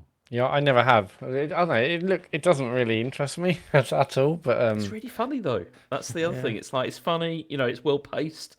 It's it's really good. It's really good. But yeah, if you don't, maybe I'll give it a go. James. How about that? Never gonna do that. Never gonna do it. Will. No, no chance. I'm gonna go next. Go for it. I've spent all week, well, not all week, it came out on Thursday, playing SteamWorld Heist 2. which is not, despite what was claimed on an early trailer, on Game Pass. Had to buy it with money. Was that a trailer or you that claimed that? No, it was genuinely. There's a trailer that said it was, and then now it isn't. But hey ho, happy to spend money anyway. I absolutely adored the first game. Like I've enjoyed like the SteamWorld games as a rule anyway. But for those who aren't familiar, the SteamWorld games so there was SteamWorld Dig and the SteamWorld Dig 2, which were like 2D sort of mining / platforming / action games. There was SteamWorld Build, I think it was, where it was like a town builder. It was made by a different developer, but then there was like SteamWorld Quest, which was a card-based sort of battler. And then there was SteamWorld Heist, which is a 2D turn-based strategy game. Like to look at it, it looks like a 2D platformer. It's like side-on, characters moving around, different platforms started around and stuff. But it's turn-based strategy. Like it's like 2D XCOM basically. And the first game, so I think I played it on the 3DS. Like the main sort of selling point with it is that although you, like I say, it's turn-based, so you're moving your characters around where and the enemies are sort of essentially frozen in place as you're moving your units around and doing your turn. But then when you come to shoot them, you have like fine control over the aiming. And there are classes where you get like a sight line, which shows you exactly where the bullet's going to go. And then there are characters where, like, depending on what sort of weapon they're using, like if it's like a submachine gun or something, you'll get like a bit of a line, but nowhere near as much. And the thing is, you can, like, your bullets will ricochet like up to like 4 or 5 times, something like that. So you, with like your sniper characters, you can, like say, you can see this sort of full sight line, but like it's a bit wavy. So you can do these like amazing trick shots, but the longer the distance the bullet's traveling, the more risky it gets because it's waving around. You got to get the timing like exactly right. But yeah, you can like pull off these, like you'll be looking at an enemy and be like, well, it's behind cover, I can't shoot them. And then you aim up a bit and it's like, oh, I can almost get him if I bounce it off the ceiling, but still I can't quite hit them. And then you're like, hang on, what if I turn the other way and kind of shoot downwards through this platform, bounce it off a barrel, then up this way and around this way, and then eventually get like a perfect headshot. And it's the best feeling in the world. And then also to an extent, you can still do that with the other weapon types. It's just you kind of have to work it out yourself. So occasionally you'll sort of think like, oh shit, like I could use this submachine gun and kind of bounce it off this ceiling and then this wall, and then I think it will hit them, but you're not 100% sure. And when you do it and you pull it off and it takes someone out, it's just like, it's fucking brilliant. It's so it's good. almost like a puzzle game, like really, like trying to almost, like, yeah, out, at times, yeah. And yeah, so basically, they've done a new one of those, and I'm thrilled because I really love the first one. The main change with this one is that like so in the previous game, your characters were all like set classes. So they would have like a certain weapon type they could use, and then they would unlock abilities as they went. So there's like I say, there's like a sniper, which is all about long distance. Then there's like a class called the flanker, which gets bonus damage for getting behind it, like can move really fast, and gets bonus damage. Like uses shotguns, gets bonus damage from getting behind other characters. Stuff like that. There's melee ones. There's what's interesting with this one is so characters have like your crew that like live on your submarine with you, and they have their own like personal abilities, but then beyond that you can set them to any class you want by changing their weapon, so it becomes like a sort of JRPG sort of job system. You can change their jobs. So you might level up a certain class. So say you leveling up someone as a sniper, then they get an ability where for one turn you activate it and they get like perfect full line of sight and their aim doesn't sway around, right? And you're like, oh, that's cool, that's really useful for a sniper. But then you might then switch them to be like an engineer that uses like a little handgun. So they have all like healing abilities and all sorts of other useful stuff. But then you can still, with the handgun, use that perfect aim ability and still do the stupid trick shots and stuff. And this is what I was going to ask you. Is it so? But do the characters level then, like as it goes on, or so no, they level up their individual jobs, and then the way it works is the current whatever job is currently selected, you have like all the abilities that you've unlocked for that, and then you have a certain amount of these, they're called cogs, that you then spend on using abilities from other classes that you've unlocked. So there's like a limited pool like of those other abilities that you can choose from, and it's fucking great. I mean, I'm always a sucker for job systems like that anyway. Like, I'd seen some reviews saying it's kind of a shame because in the first game, each character had a certain play style and that was like their whole thing and it made them each like unique. Whereas in this, there's nothing to really stop you making every character basically the same or the same sort of mix of abilities.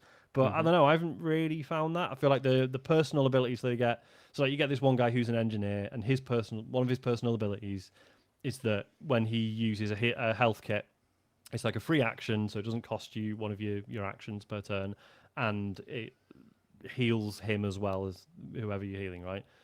So you're like, well, he's always going to have some engineer skill. Like, he's still always basically going to revolve around engineer skills. I'm not just going to make him a sniper or something else just for the sake of it. So there's enough there to sort of tie them around one of the classes. But there's just shitloads of freedom in it as well. So yeah, I'm really enjoying it. It's fucking hard though. But you obviously you can customize the team for like whatever situation, you know, like Yes. whatever Totally, sort of mission type that you're going for. Yeah, I mean, how much variety is there, like in terms of mission design? In terms of the missions, yeah, they've been pretty good because there's ones where it's just go in and kill all the enemies. There's boss encounters, so there'll be like one enemy, like a big mech or whatever, who's got different parts that do different things, and you can like shoot. So like might have a grenade launcher on the shoulder, so you can focus on damaging that and blow that off, or whatever. There's missions where you're trying to retrieve like a certain thing, or you've got to hit a bunch of switches to activate something, but then each time you hit a switch it raises the security level, so like more and harder enemies are spawning. It's like there's definitely missions I've had to repeat because there's been like a proper like rug pull sort of late in the mission that has just completely fucked me over. But it's still quite fun going back and be like, right, I'm going to plan for that now this time and actually position people where I need them and stuff. So there's a kind of like XCOM-y kind of thing to this. Yes. Does Yeah, it 100%. have the permadeath and stuff in it or not? No. So it's kind of annoying. So any characters that die in a mission, like they're fine, they survive, but they only get like a quarter of the experience points that they would have got. So which is enough of an incentive to not just let them die. I'm like, oh well, as long as one person gets out, whatever. But then also there's been some instances where like I've just been really unlucky and someone's been taken out, and they're like a little bit behind in terms of leveling up versus everyone else, and it's just like, oh, for fuck's sake. But then it's quite hard to get a perfect score on a mission, and it is quite fun going back to older missions, using new characters and trying to do it perfectly. So then they're still getting experience points through doing that as well. Is there any kind of narrative, or is it? There is a story, which has been fine so far. I mean, I've never even though I've enjoyed loads of these SteamWorld games, I've never been particularly invested in the world. Right? It's not. I don't know. It's all right. But yeah, there is a story. There's this whole thing about how you're the captain of the ship that you sort of play as between missions. Basically, he's kind of useless, but his mum was like a famous captain, and everywhere you go, people are like, "Oh yeah, you're so and so's son." And he's like, "Yeah, I am. I know." And some people are like think he must be amazing because of who he is, but then other people are like, "Oh, you're her useless son who hasn't done anything cool yet." You've done nothing with your life. Yeah. Even as a nepo baby, he's done nothing with it. There's between missions, you sort of piloting your submarine around the map, and This is the thing I've seen that looks interesting. I mean, it's all right. It doesn't add loads. I saw one review referring to it as like it's almost like a little Vampire Survivors. The fact your boat auto shoots and you have to dodge So other things. Yeah, so your ship, like depending on what you've got equipped, there'll be sort of cones. So say you've got a torpedo launcher at the front of your ship, so there'll be like a cone sort of aiming out the front of the ship. So if any enemy sort of wanders into that area, yeah, it'll sort of auto fire, and then you'll have like cannons on the side. So you kind of it is cool because obviously it's supposed to be like a light touch, like it's not a shooter, right? But it is quite fun sort of, sailing into like a little group of enemy boats, and then sort of thinking, right, if I sort of turn around this side, that'll allow this gun to fire, and then when that's ready to reload, I'll sort of curve around this way, and then this gun will fire. It's all right. It's fine. Sorry, did you say what you're playing this on? So I'm playing it on Xbox. I think it's on everything though. Is it on Game Pass? It's not on Game Pass. You said, didn't you? Yeah, that's it. Still not. Still not on Game Pass. We'll ask again in about 15 minutes. It might be on there then. Yeah, I mean, well, the only reason I'm playing on Xbox is I'm game sharing with mate Chris, aren't I? So we're both really excited about this. We thought we might as well go halvesies on it. But I mean, I'm pretty sure it's on Switch, and it would be perfect for that. Yeah, absolutely loving it. Very good game. It's quite a big game now. I was watching a review. Actually, because I also thought it was on Game Pass. Mm-hmm. It's because of maybe. I mean, I assume you said it. Actually, I assume you told me, Sean. It said on the trailer. I thought you're right. better than that. You're better than that. So what I did today was I was like, okay, I'm going to play this before like the pod. So I've got like something to talk about with Sean. So I just I was on the Xbox app and I searched like SteamWorld 2, bang, installing, awesome. That's really cool. And then got home. I was like, okay, well, I need to play this in a minute. But then No, you don't own it. no, it was well, no, because it was actually SteamWorld Dig. I see. 2. Right. And I was like, hang on, this is the one that I mean, it's a good game. yeah, Play but it. imagine I was like, well, this is very different to what you're talking about, Sean. My game is completely different, but no, not on Game Pass. One thing about it that is really naff. When you go, so you visit like bars, right? What are you So, saying? like, Bars are naff. Bars are cool, mate. No, bars are fine. But the bars in this game have songs. Like there's a band playing songs, and they're singing about living in SteamWorld, and it's just not good. It's really. Oh, really? Yeah, it's really bad. I thought some people were loving the music. I mean, the music in general is fine, but yeah, the stuff. I mean, have a listen on. Are they like YouTube or whatever. shanties? Yeah, but they're just not good.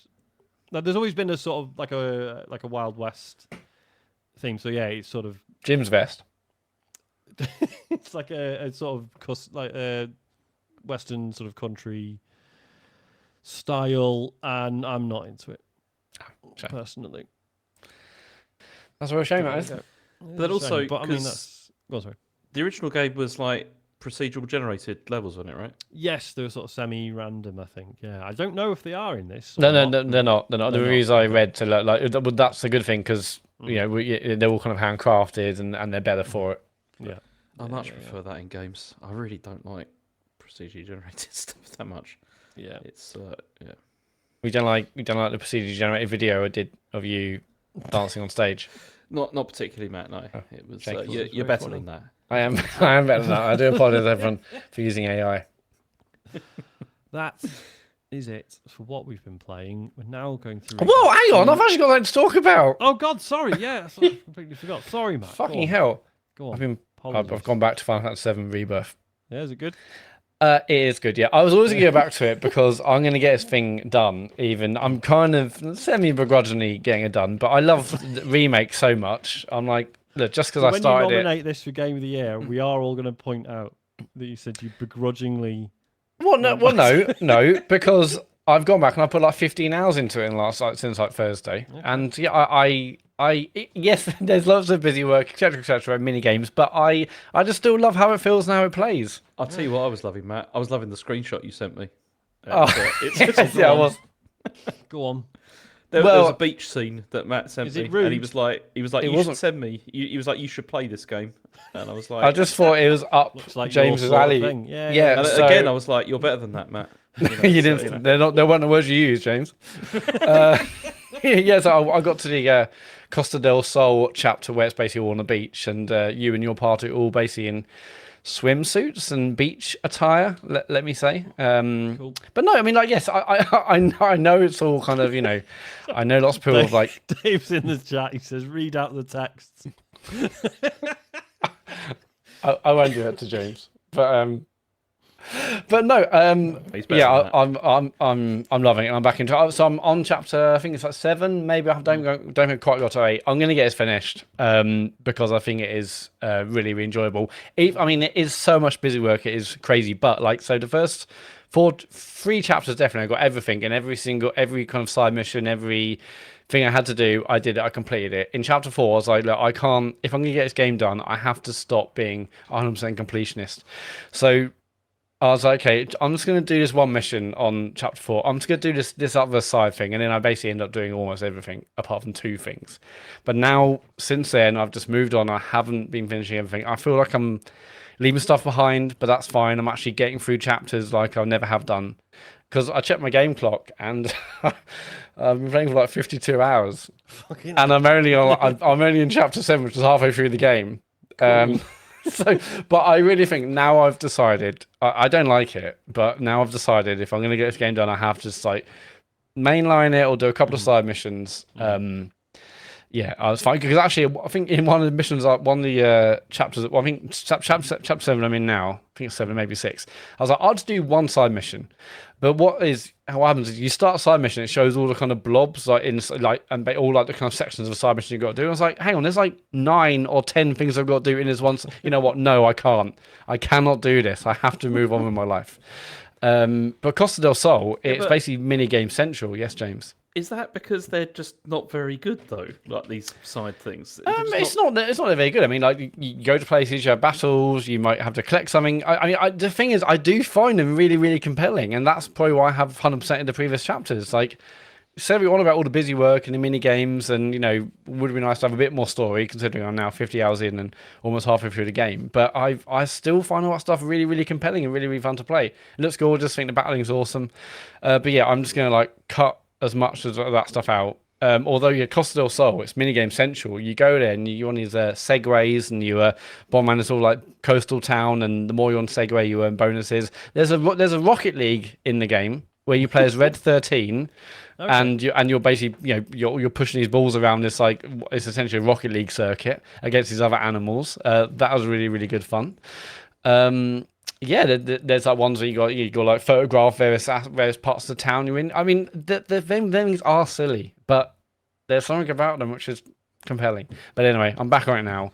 When I first played for the first half hour, I was like, I don't know if it's really overwhelming. There's so much to see and do, but no. Yeah, and it's so hard to get back into a game like that after. Massively. But I've gone through that now.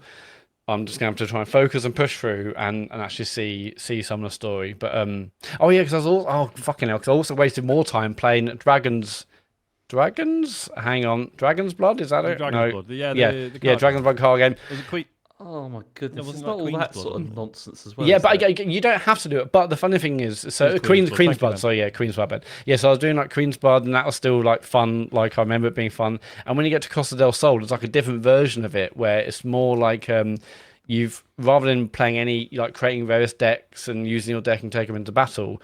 The one at Costa del Sol, you have kind of a set cards, and you have to like try and find the way to like use. Okay, if I play this card on round 1 or turn 1, that card on turn 2, you got to do it to like to finish the challenge. That was really, really good fun.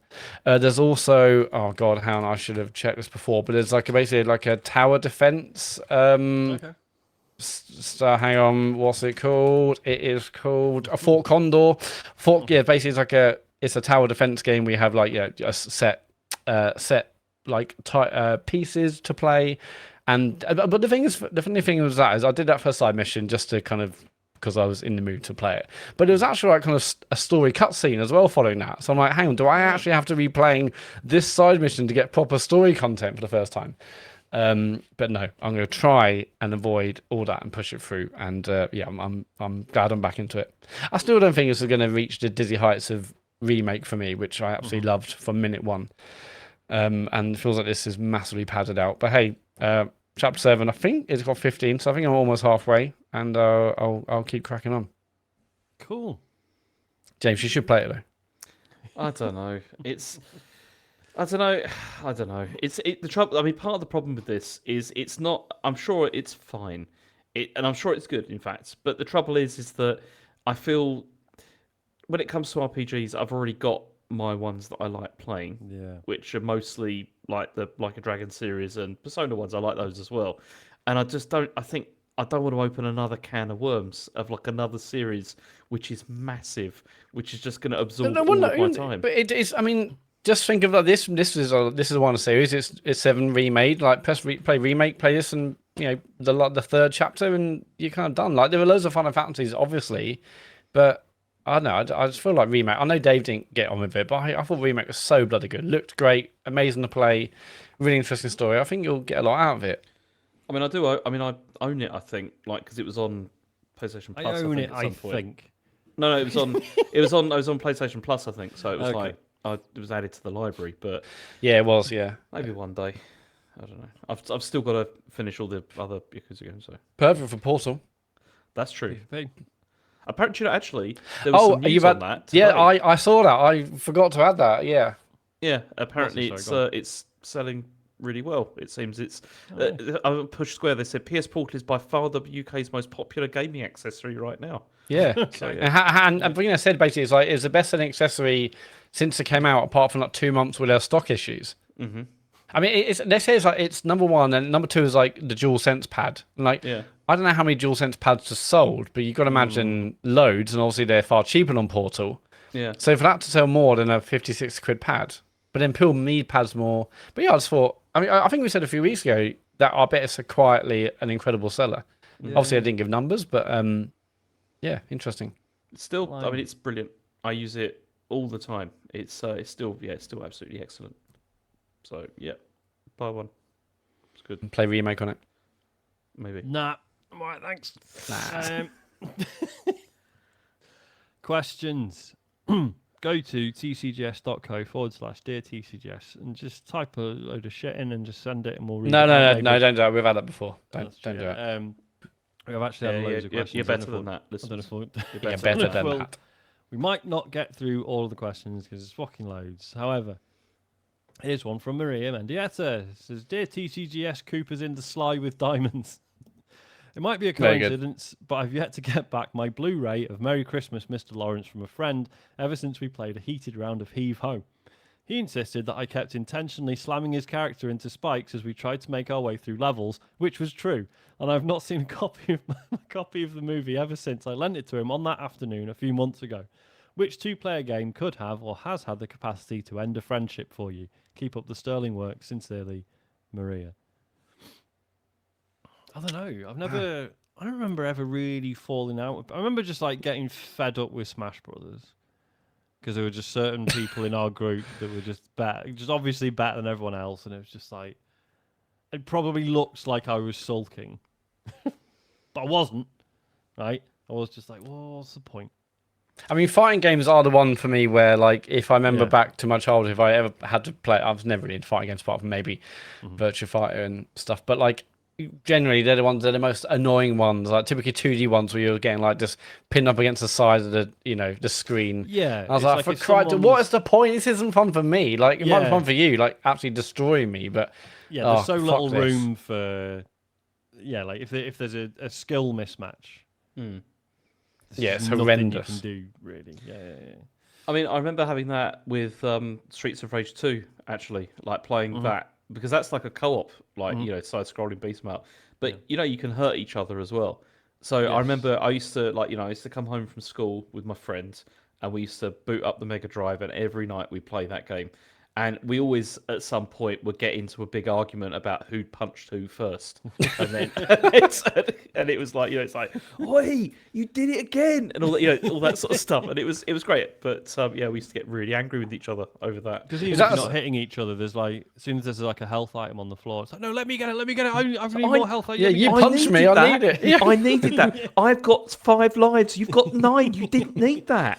It's all that sort of stuff. It's great. Is that the same friend who you open up like their present or finish this game before he got It to is, open it or yes. something? Yeah, that was the year that he was getting a Mega Drive for Christmas, and he had like what was it? It was Aladdin and Street Fighter 2 had come with it. Like the Street Fighter 2 release for Mega Drive, which was not very good because of the pad. Because like the Mega Drive pad, the biggest problem with it was the D-pad and how sharp Yeah. it was, Yeah, and it was really painful for doing like quarter turn, like Dragon Punch, fireballs and stuff. But anyway, I digress. What happened was, he got it for Christmas. He knew where his parents had hidden it, in the house, and so every day we used to come home from school. We used to open the box. We used to play Aladdin, and we used to play Street Fighter 2. And on Christmas Day, when he got it, didn't want to play them anymore because we'd already been playing them for about 2 months solidly, like before. And yeah, that was bad. But That's so sad. yeah, good games though. Good games. Good games for you, yeah. And you went back to your your mansion and played all your games on Christmas Day. You lovely Christmas Day, but your friend had been robbed of Christmas Day because you wanted to play his games. I only had about 6 games, Matt. Come on, you're better than that. It was not like that. Have you got anything? You got any other quotes, or is it just that one tonight? No, just that one.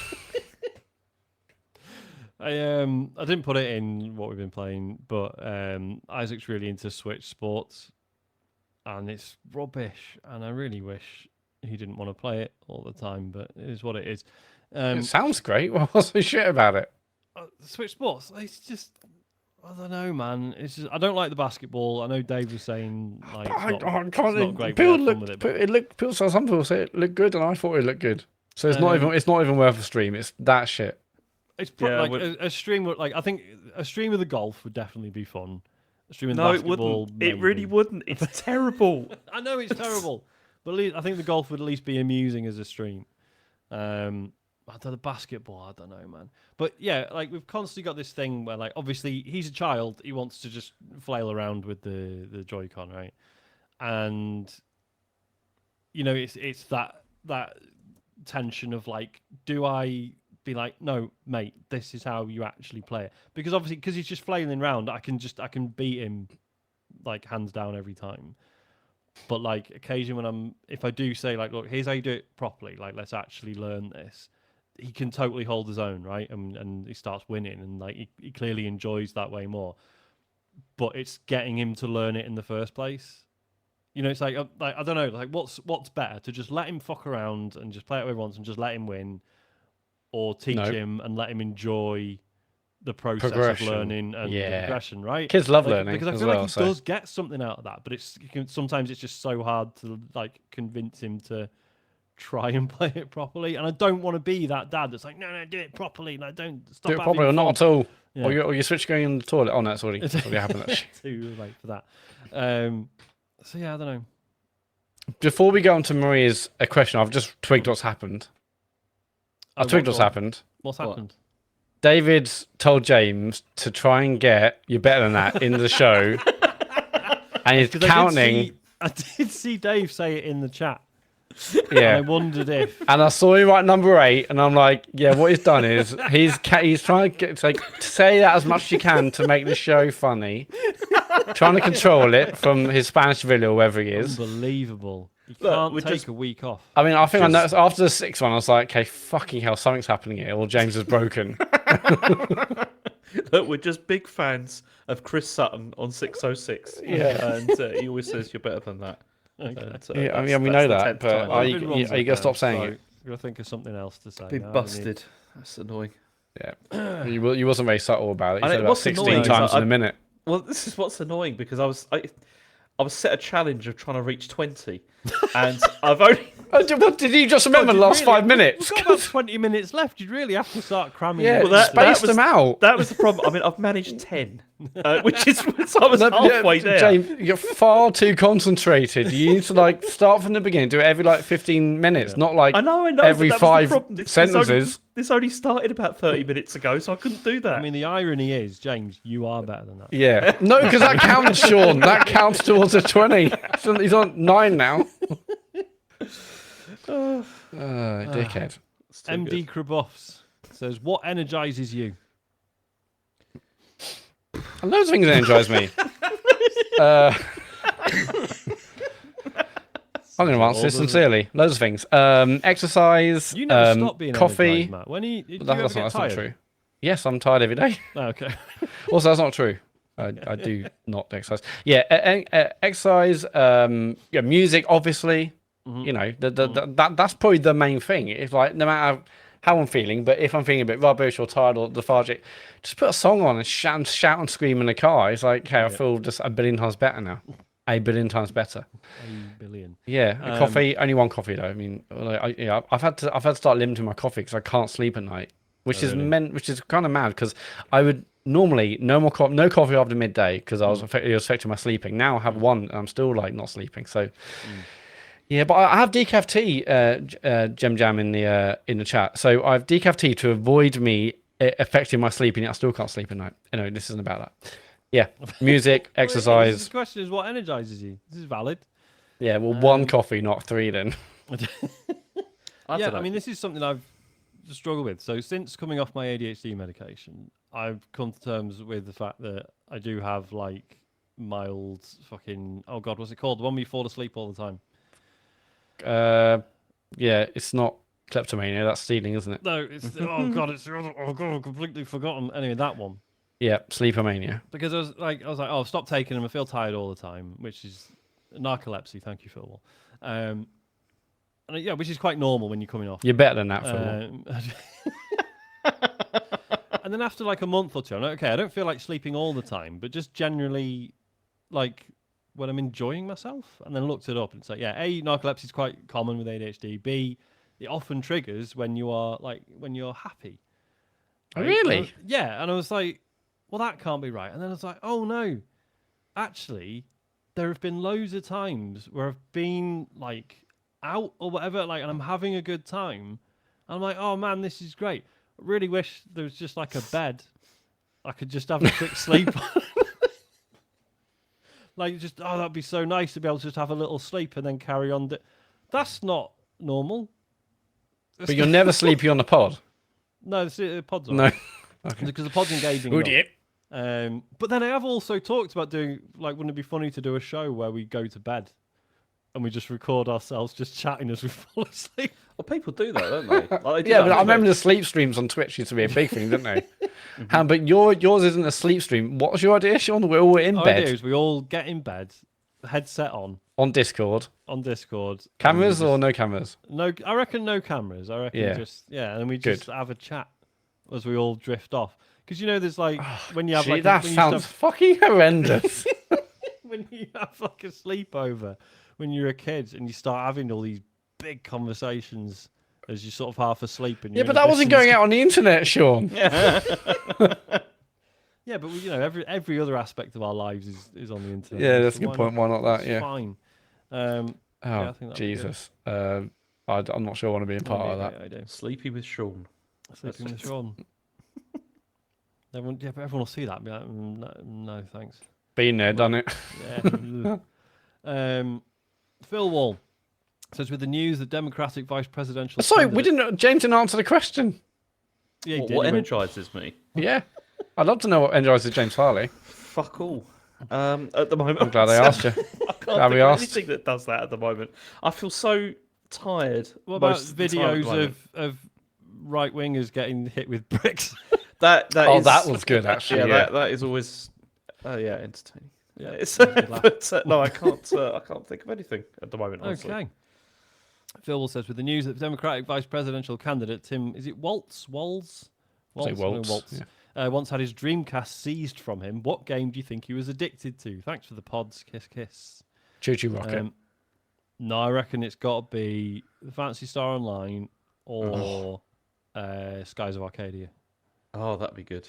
Yeah, it's more into it. That would be good. I saw when this news kind of came out on X or whatever it was, and people like someone needs to reach out to him and actually get him to talk about Dreamcast like somewhere. Can we get him? We do need a guest for next week. We haven't. We haven't do. got that Let's in do yet. it. Shall we ask him?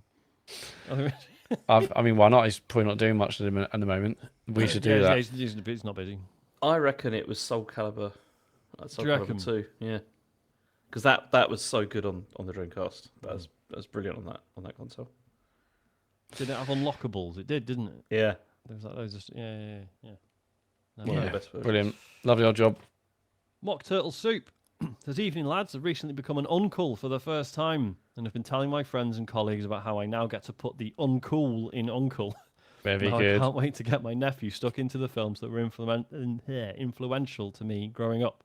By that, I clearly mean stick him in front of the extended versions of Lord of the Rings and drop a constant barrage of "did you know" facts on him before his mums get annoyed at me. What media were you keenest to show your own kids, and how did it pan out? I've not really done this. I think you're setting yourself up for failure by being like, "Oh, here's a film I thought was cool."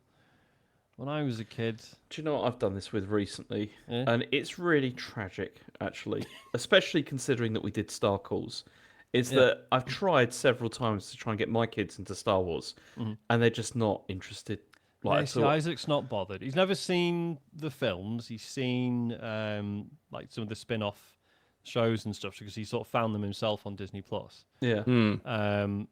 And he's like kind of into it, and I'm like, oh mate, there's like a whole load of films, and they are really good. And he's like, nah, right. See, that's the bothered. thing. We watched. I mean, we watched like A New Hope, which they were like, yeah, it's all right. And then they watched like The Empire Strikes Back, and again it was like, it's all right. I was like, it's Empire Strikes Back. That's The Empire Strikes Back, and like the reaction was like lukewarm. Then the other like That's Sunday I was Skywalker. like, yeah, yeah. That's terrible. You're better than that, mate. Oh, for fuck's sake. That was valid. Hey, You no. are better than that. Man. That's another one. Stop it. But no, and then the other day I was like, should we watch Return of the Jedi now? And they were like, no. And so it's like just not interested. And it's the trouble is then I thought, like, I showed them the 3 best ones first, because that's the thing. And then maybe we could watch the prequels, which are a bit more ropey. But then the trouble is now you can't even think, well, if I showed them the most modern ones, they're the best, because they're really not. Yeah, It's the issue. Mm, The yeah. first one's pretty good. Second one, was I enjoyed the second one, but the third one is appalling. I love the first one. I loved it. I might rewatch it because I thought it was brilliant. I remember calling you. Was it? Awakens, yeah. I feel it was you. I called it after the film. Yeah. James. I was like, Yeah. it was such a bloody It good was film. good. It was yeah. The first one was great, and then it was just yeah. But I like the Last Jedi as well. I thought that was a good film. But Last Jedi's amazing. yeah, But no, I speaking on Star Wars specifically, yeah, I mean, Elodie and Jill were watching Star Wars Rebels and a bunch of those kind of Star Warsy things. There's like Bad Batch. I think they watched that, Yeah, and yeah, um, we Bad watched Batch it. is That's really good. I yeah, enjoyed that. is there like is there a couple of different Rebel ones? Anyway, like, they saw Yeah, Star Wars loads of Rebels. them. Yeah. Yeah, but there's other ones with the same characters. I'm sure they've seen Clone Wars. Clone Yeah, it's the Wars. Clone Wars, yeah. yeah. Yeah, they watch them and they love them, and they've just finished Acolyte. So I was like, okay, well, you're watching these, like, let's watch their main movies. And we watched New Hope, and Elodie enjoyed it. We watched Empire Strikes Back, and she enjoyed it, but didn't really want to carry it on. But yeah, like they actually probably, Elodie loves watching Star Wars stuff now. But what I wanted to get into is watching Lord of the Rings, because that was the series I want to watch. And like she's done all the Harry Potters, and we've listened to them in the car. And there's someone who I didn't read. I didn't do Harry Potter when I was younger, and I don't really get it. And I was like, I think we were a bit too old, weren't we? pulling Like, teeth. Yeah, yeah. it wasn't for me. But I was like, okay, shit. now, yeah. And I was like, now that's done. Now we'll do the real series, which is Lord of the Rings. But like, well, Jill was like, oh no, they might be too scary. And then Elle was like, well, I think they might be too scary. I was like, no, they're probably not. Like, there's some scary bits in Harry Potter, but you weren't bothered. But yeah, I really desperately want her to get into that, because also she loves her reading, and the teacher's like, it'd be good if you read more complex subject matter. And I'm like, look, I've got The Hobbit and Lord of the Rings trilogy at home. So she started reading The Hobbit for a little bit and then stopped. I was like, for fuck's sake, what's it going to take to watch these films? Because I haven't seen them for ages. And any excuse for me to maybe watch them all the extended versions again would be absolutely incredible. I love the books. I love the movies. So I really wanted to get into that, but hasn't happened yet. Mind you, I'll tell you what I watched with Rachel the other day. We watched Alien and then Aliens. What? Aren't they 18s? Well, Well, 15, Very which is mature for her 14. age. It's oh, they're 15s, are they? Well, Aliens is, I think. But, she's 14. Is that the she's police? fine. Okay. Did you watch You're better than Alien that, and then James. go, and now we can watch the fun one? Yeah. Yeah. Because But that's the the new thing. She preferred the first one. Really? Like she Holy she shit. massively preferred the first one. Like she thought the second one was cool, and there was bits in it she particularly liked. Like with the shotgun in the mouth of the alien, and eat this, all that kind of stuff. She loved that. She thought it was great. She really liked Hudson.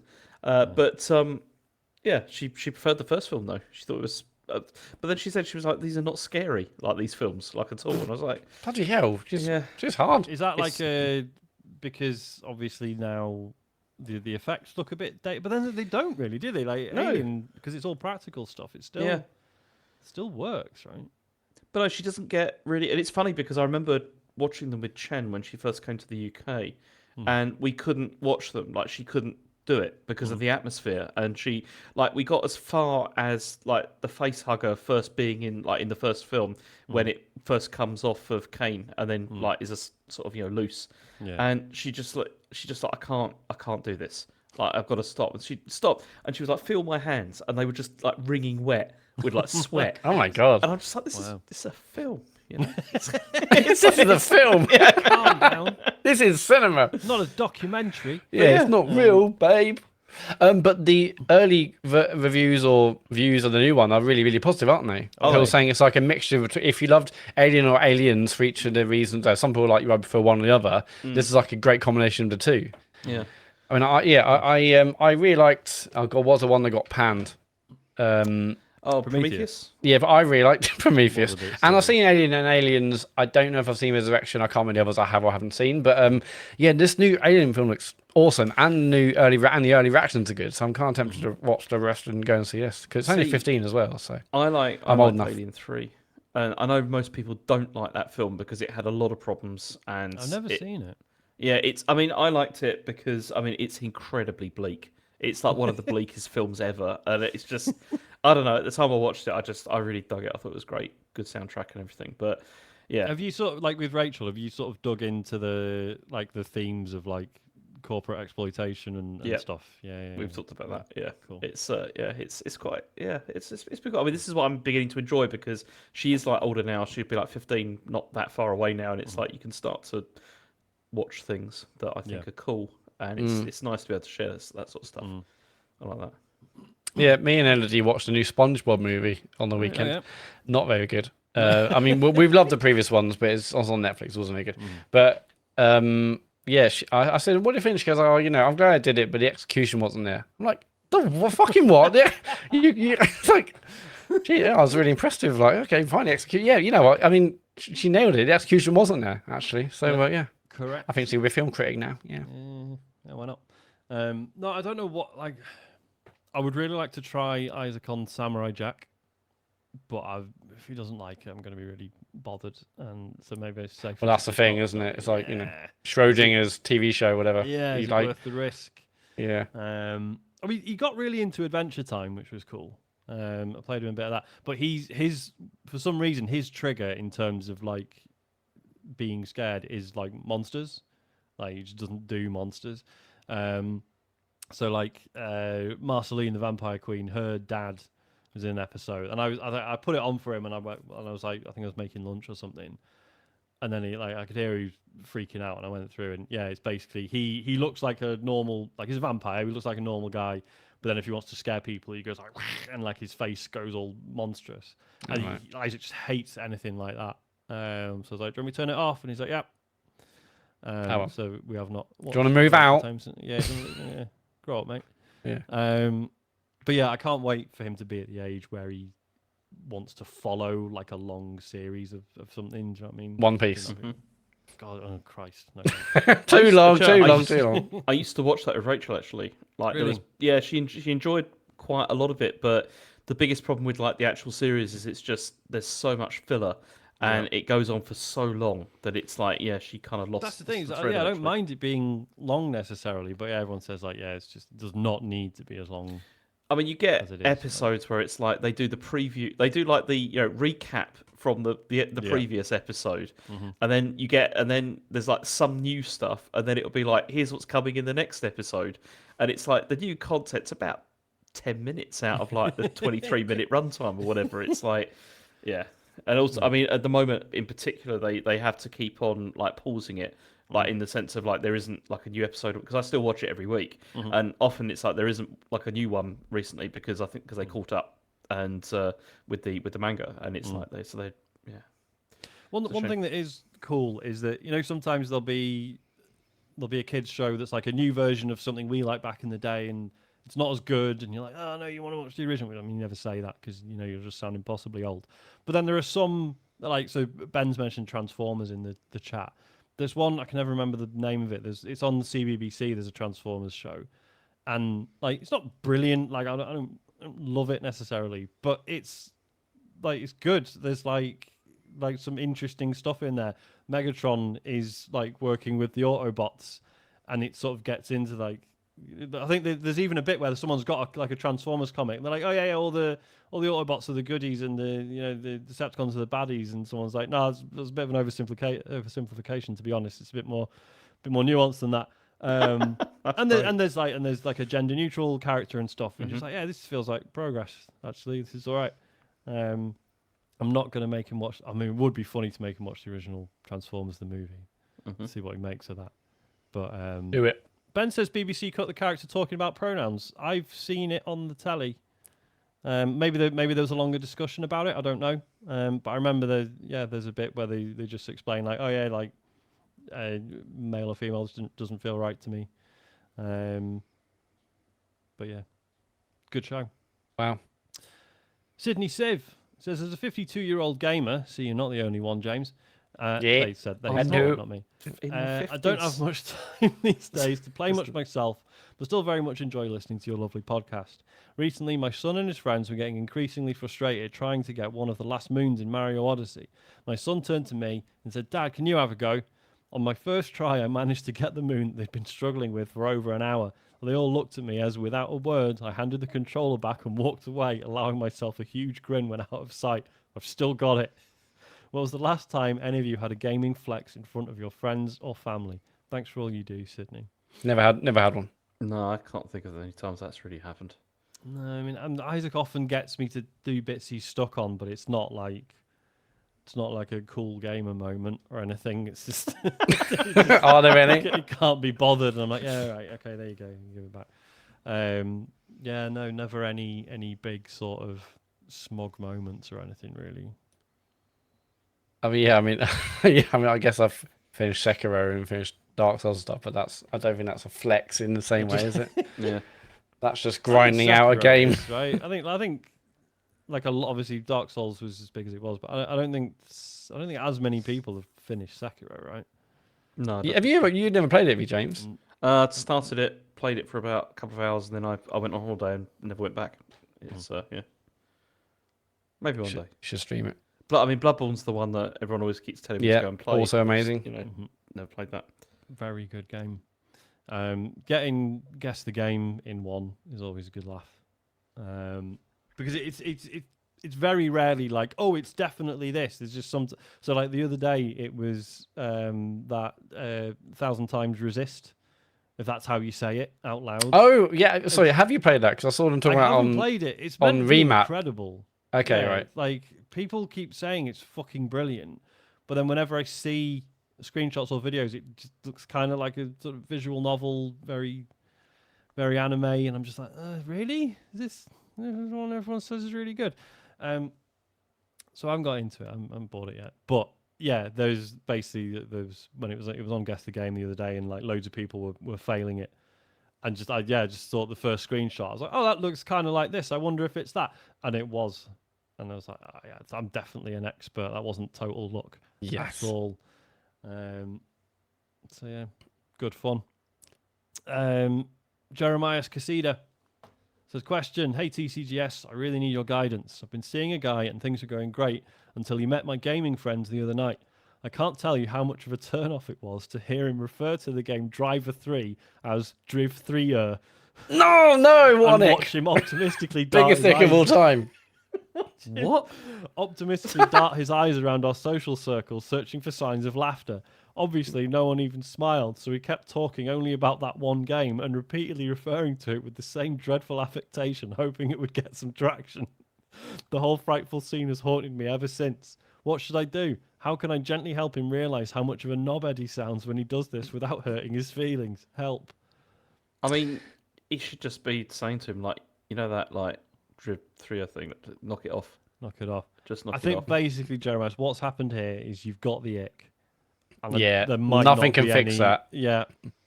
But then the whole point of the ick is it's usually completely irrational, right? Whereas this is Fully I feel like rational. this is But genuinely quite they bad. were doing it as a gag, right?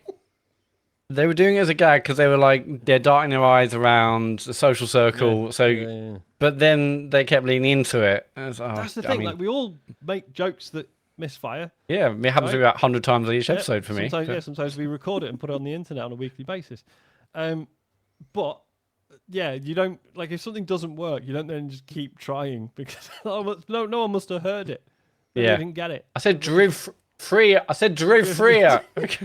Yeah, we heard you. All right, get out. It's gonna land. It's gonna Yeah. land at some point. How many times in your life have you had multiple causes to mention Driver 3? Yeah, it's probably just like, here's my opportunity. Let's go for it. Yeah, I'm not sure this is actually fixable, Jeremiah. Actually, honestly, There might no, it might be no way of might be game salvaging this. over. Yeah. Shame, Driv freer. But now I might have to say it that way. Driv freer might mean- have to be the way I do it. Probably don't dump him over this. Well, I don't know. I mean, But if he tries something else, like if he hasn't got that ability to read when people are not getting his very bad joke, that's going to become a problem. I think as a grown adult, you should have sort of worked stuff like that out yourself. yeah, I mean, communication is key. I Yes. think you have to sit down and say we need a serious chat. Yep. It's about This last is a night. problem. Yeah, Yeah. it's like, oh my god, was it this? No, it wasn't. It was actually worse than that. It was Driv freer, Yeah. and we might have to seek help for So, this I because mean, this it is wasn't going to funny. wreck this relationship. Relate on the phone. Yeah, It wasn't funny. You kept pushing it. Yeah. It didn't work. I thought we're gonna have like a family together, and then you did this. I was gonna talk to you about you gonna meet my parents, and you've done Drew freer three Not times meet on a my mum and night. Dad, if you're going to pull this Driv 3 as shit. Oh, you can be my +1 at my mate's wedding. I can't do it now. What if someone mentions Driver 2? What the fuck do you think you're gonna Driver 2 say? just had a normal time. What other games? Yo, in no, the but chat- what happens after Driver 2, Sean? Drift freer. I'm just saying, what other games are there? Wasn't there was Resident Evil where the logo was like it was somewhere in the word Resident Evil had the Roman numerals. Oh, they've done that. Yeah. I mean, like Sometimes, Village, haven't they? Village and then did it, Resi yeah. 7 did that. Yeah. Yeah. Yeah, but yeah, Ben in the chat's pointing out, yeah, so there's Wipeout 3, which was Whip 3 out. Oh, Fear, yeah.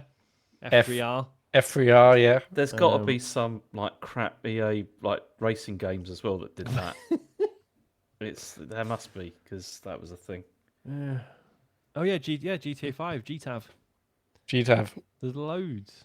Well, maybe I hope Jeremiah's partner doesn't listen to this show because they might be getting ideas now. Next week, actually, I'm sorry for what I got too drunk and I said Drift freer, but playing a new game, Whip free out, and no, please no, God. I feel like we really helped. Yeah. with that. Martin in Malta says, "Hi, I'm No, currently on sorry. holiday." Before we go, Jeremiah's Got to- approach it and let us know what happened. Yes. Yeah, that was no. We need. I need some I'll say feedback just on this. Tell him to knock it off. That's what you need to do. Yeah, and playing tell us playing how it this went. bit of the show. Yeah, please do. Knock it off. Martin in Malta. I'm currently on holiday and have come to the conclusion that Socobati Vera is a shitty QTE that I have to do at some point in the day on holiday. What is a shitty QTE you have to do every day? No, I didn't know what this was, so I looked it up. Are you guys familiar? No, I'm also having to Google it. It's fucking Soccer nuts. Batty Vera. Is that how you pronounce it? Yeah. It's I guess it's one of those songs that like holiday resorts for family focused holiday resorts. It must be one of the things they do every day. It's fucking nuts. It's just this song where they just go soccer batty vera, soccer batty vera, soccer like there's an action for each word, but then they change it up and it gets faster and it's absolutely insane. Like the people, like I found a YouTube version of it and it's just it's fucking nuts. Oh yeah, I've seen a million. I used to work at holiday parks in summer, and I've seen a million versions of this. But yeah, not this particular song. This is a new one on me. But yeah, I've horrendous. never heard of this. I don't know what this is. But yeah. So, what is a shitty QTE you have to do every day? And brushing teeth. I was going to say it's basically it's hygiene shit, right? Yeah, showering, brushing teeth. I don't think toilet counts because that's quite a passive. Just sit there, don't you? Not really. Yeah, I mean, it's not a shitty. QTE. Yeah, I mean, I guess like making a coffee. It's like, I mean, because coffee, that's making in the like bed. various Making stages. the I mean, bed, that's a good one. yeah, well, that's just one. I mean, well, yeah, I guess there's a couple, maybe a few stages. I don't know. Let me think about it. What is Okay. rubbish? Wow. James.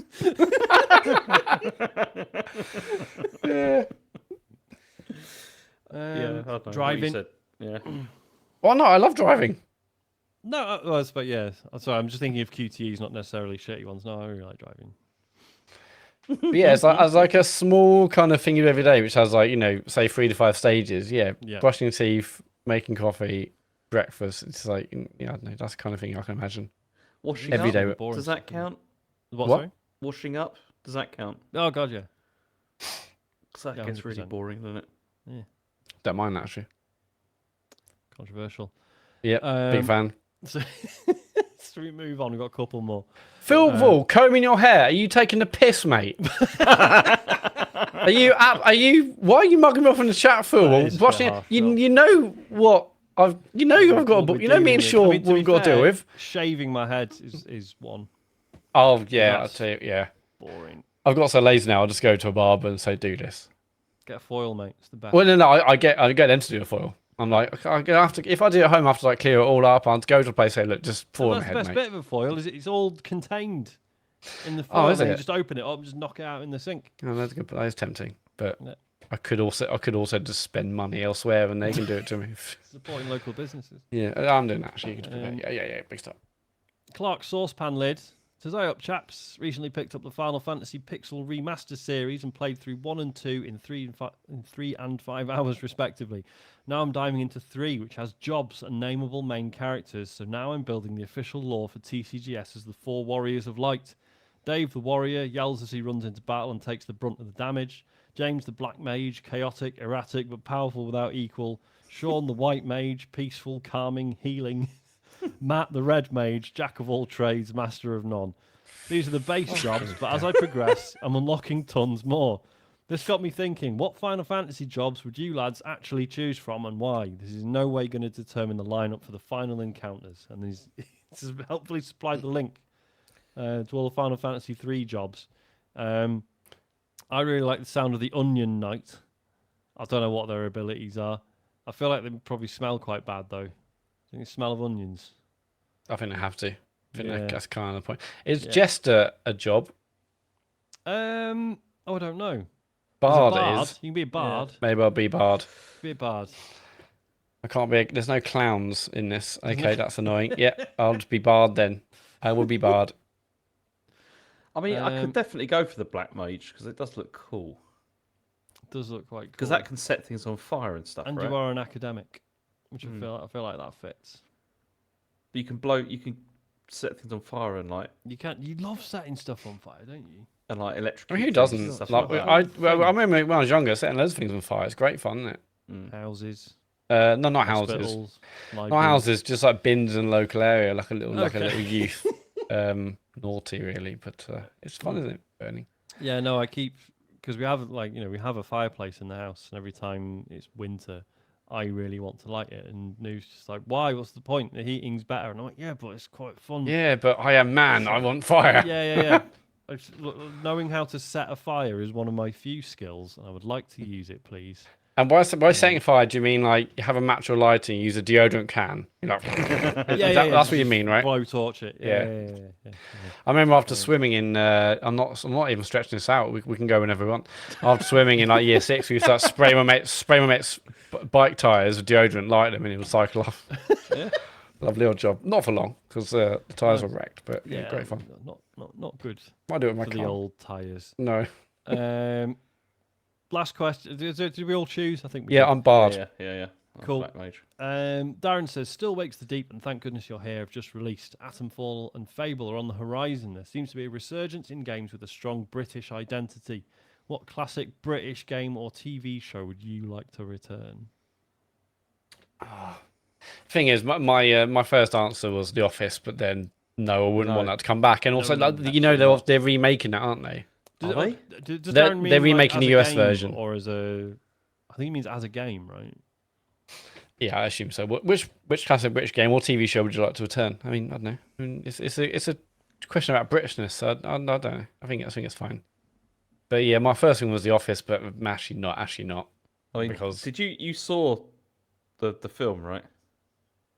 what the word David went on the road? Yeah. Yeah, horrendous. Yeah, It was bad. Yeah. It was terrible. Yep, that was a joke. Yeah, so classic Could we British have, game or TV like show. a fast show themed like WarioWare. Fucking yes. I Or Big found Train. out the other day, well, it might have been this morning actually. Friend of the show, Cammy Toman, who's like early 30s, which as you get older, you don't really give a shit. Someone's in the same decade as you, that's probably about right. Who cares? He had no idea what the fast show was. And it's like, oh yeah, shit, because he basically just been born. Cammy's early 30s. Yeah, he's I like thought he was 32, around I think. our age, or No. we're all different ages. Fucking hell, he didn't know Fast Show was. Oh man, Fast Show. Like me and my mate Simon used to have massive debates about which was funnier, that or Big Train. I think, and they're both incredible, but I Big think Train just pipped was it for better. me. Big Train was better. Yeah. There's a lot funnier gags in that. Although unfortunately, it's difficult to go back to a lot of that stuff now. It's Yeah. Yeah, I would like to. I mean, the staring one would be fine. Staring contest, that'd be right. But there was that, and then there was again, friend of the show, Josh Garrity mentioned watching Lord of the Rings films as a kid, and I was like, oh yeah, because he's young as well. As a And- child, Yeah. I remember coming back from uni and watching that. So that really, I was like, oh, it's second year of uni. I'll watch Lord of the Rings.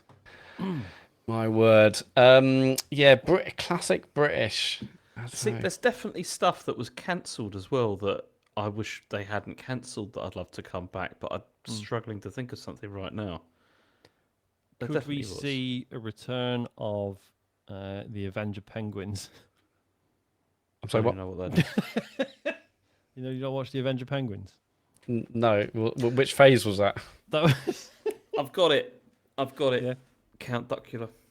well, funny enough, Ah. James. I don't know if you've done that on purpose, but they were both Cosgrove Hall Really? animations. Yeah. Okay. Avenger Penguins is another Cosgrove Hall one. Yeah, he knew that. He knew that. Yeah, they did it on purpose. Yeah. Um, Trapdoor? yeah. I'm just Something naming old down shows there. now, aren't we? Okay, let's, let's- Do you remember this? Sorry, James. what you What's the deal with? Can we do the socials now? said? You can do the socials, yeah. Yeah. Can I? Yeah. Yep. Okay. Go on Okay, so I wasn't expecting this, and I've Why now. not? We do it every time Dave's Yeah, I not know, here. but no, I don't. I do it when Matt's off, and I don't do it when Dave's off. Oh, yeah, sorry. No, I'm getting confused. Yeah. Do it anyway. Yeah, on the week off. I don't remember. Okay, so we've got a Patreon. It's patreon.com/TCGS. Is that right? Yeah, you ask every time. Yeah. Yep. No, because Still- I'm never sure if it's TCGS Co or not. Always get No. it right.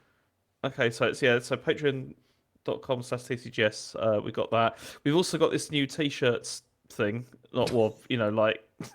got a- Tote bags. We got the and store. hats. Yeah, which is Yep. tcgs.co/store. You can also follow us on TikTok.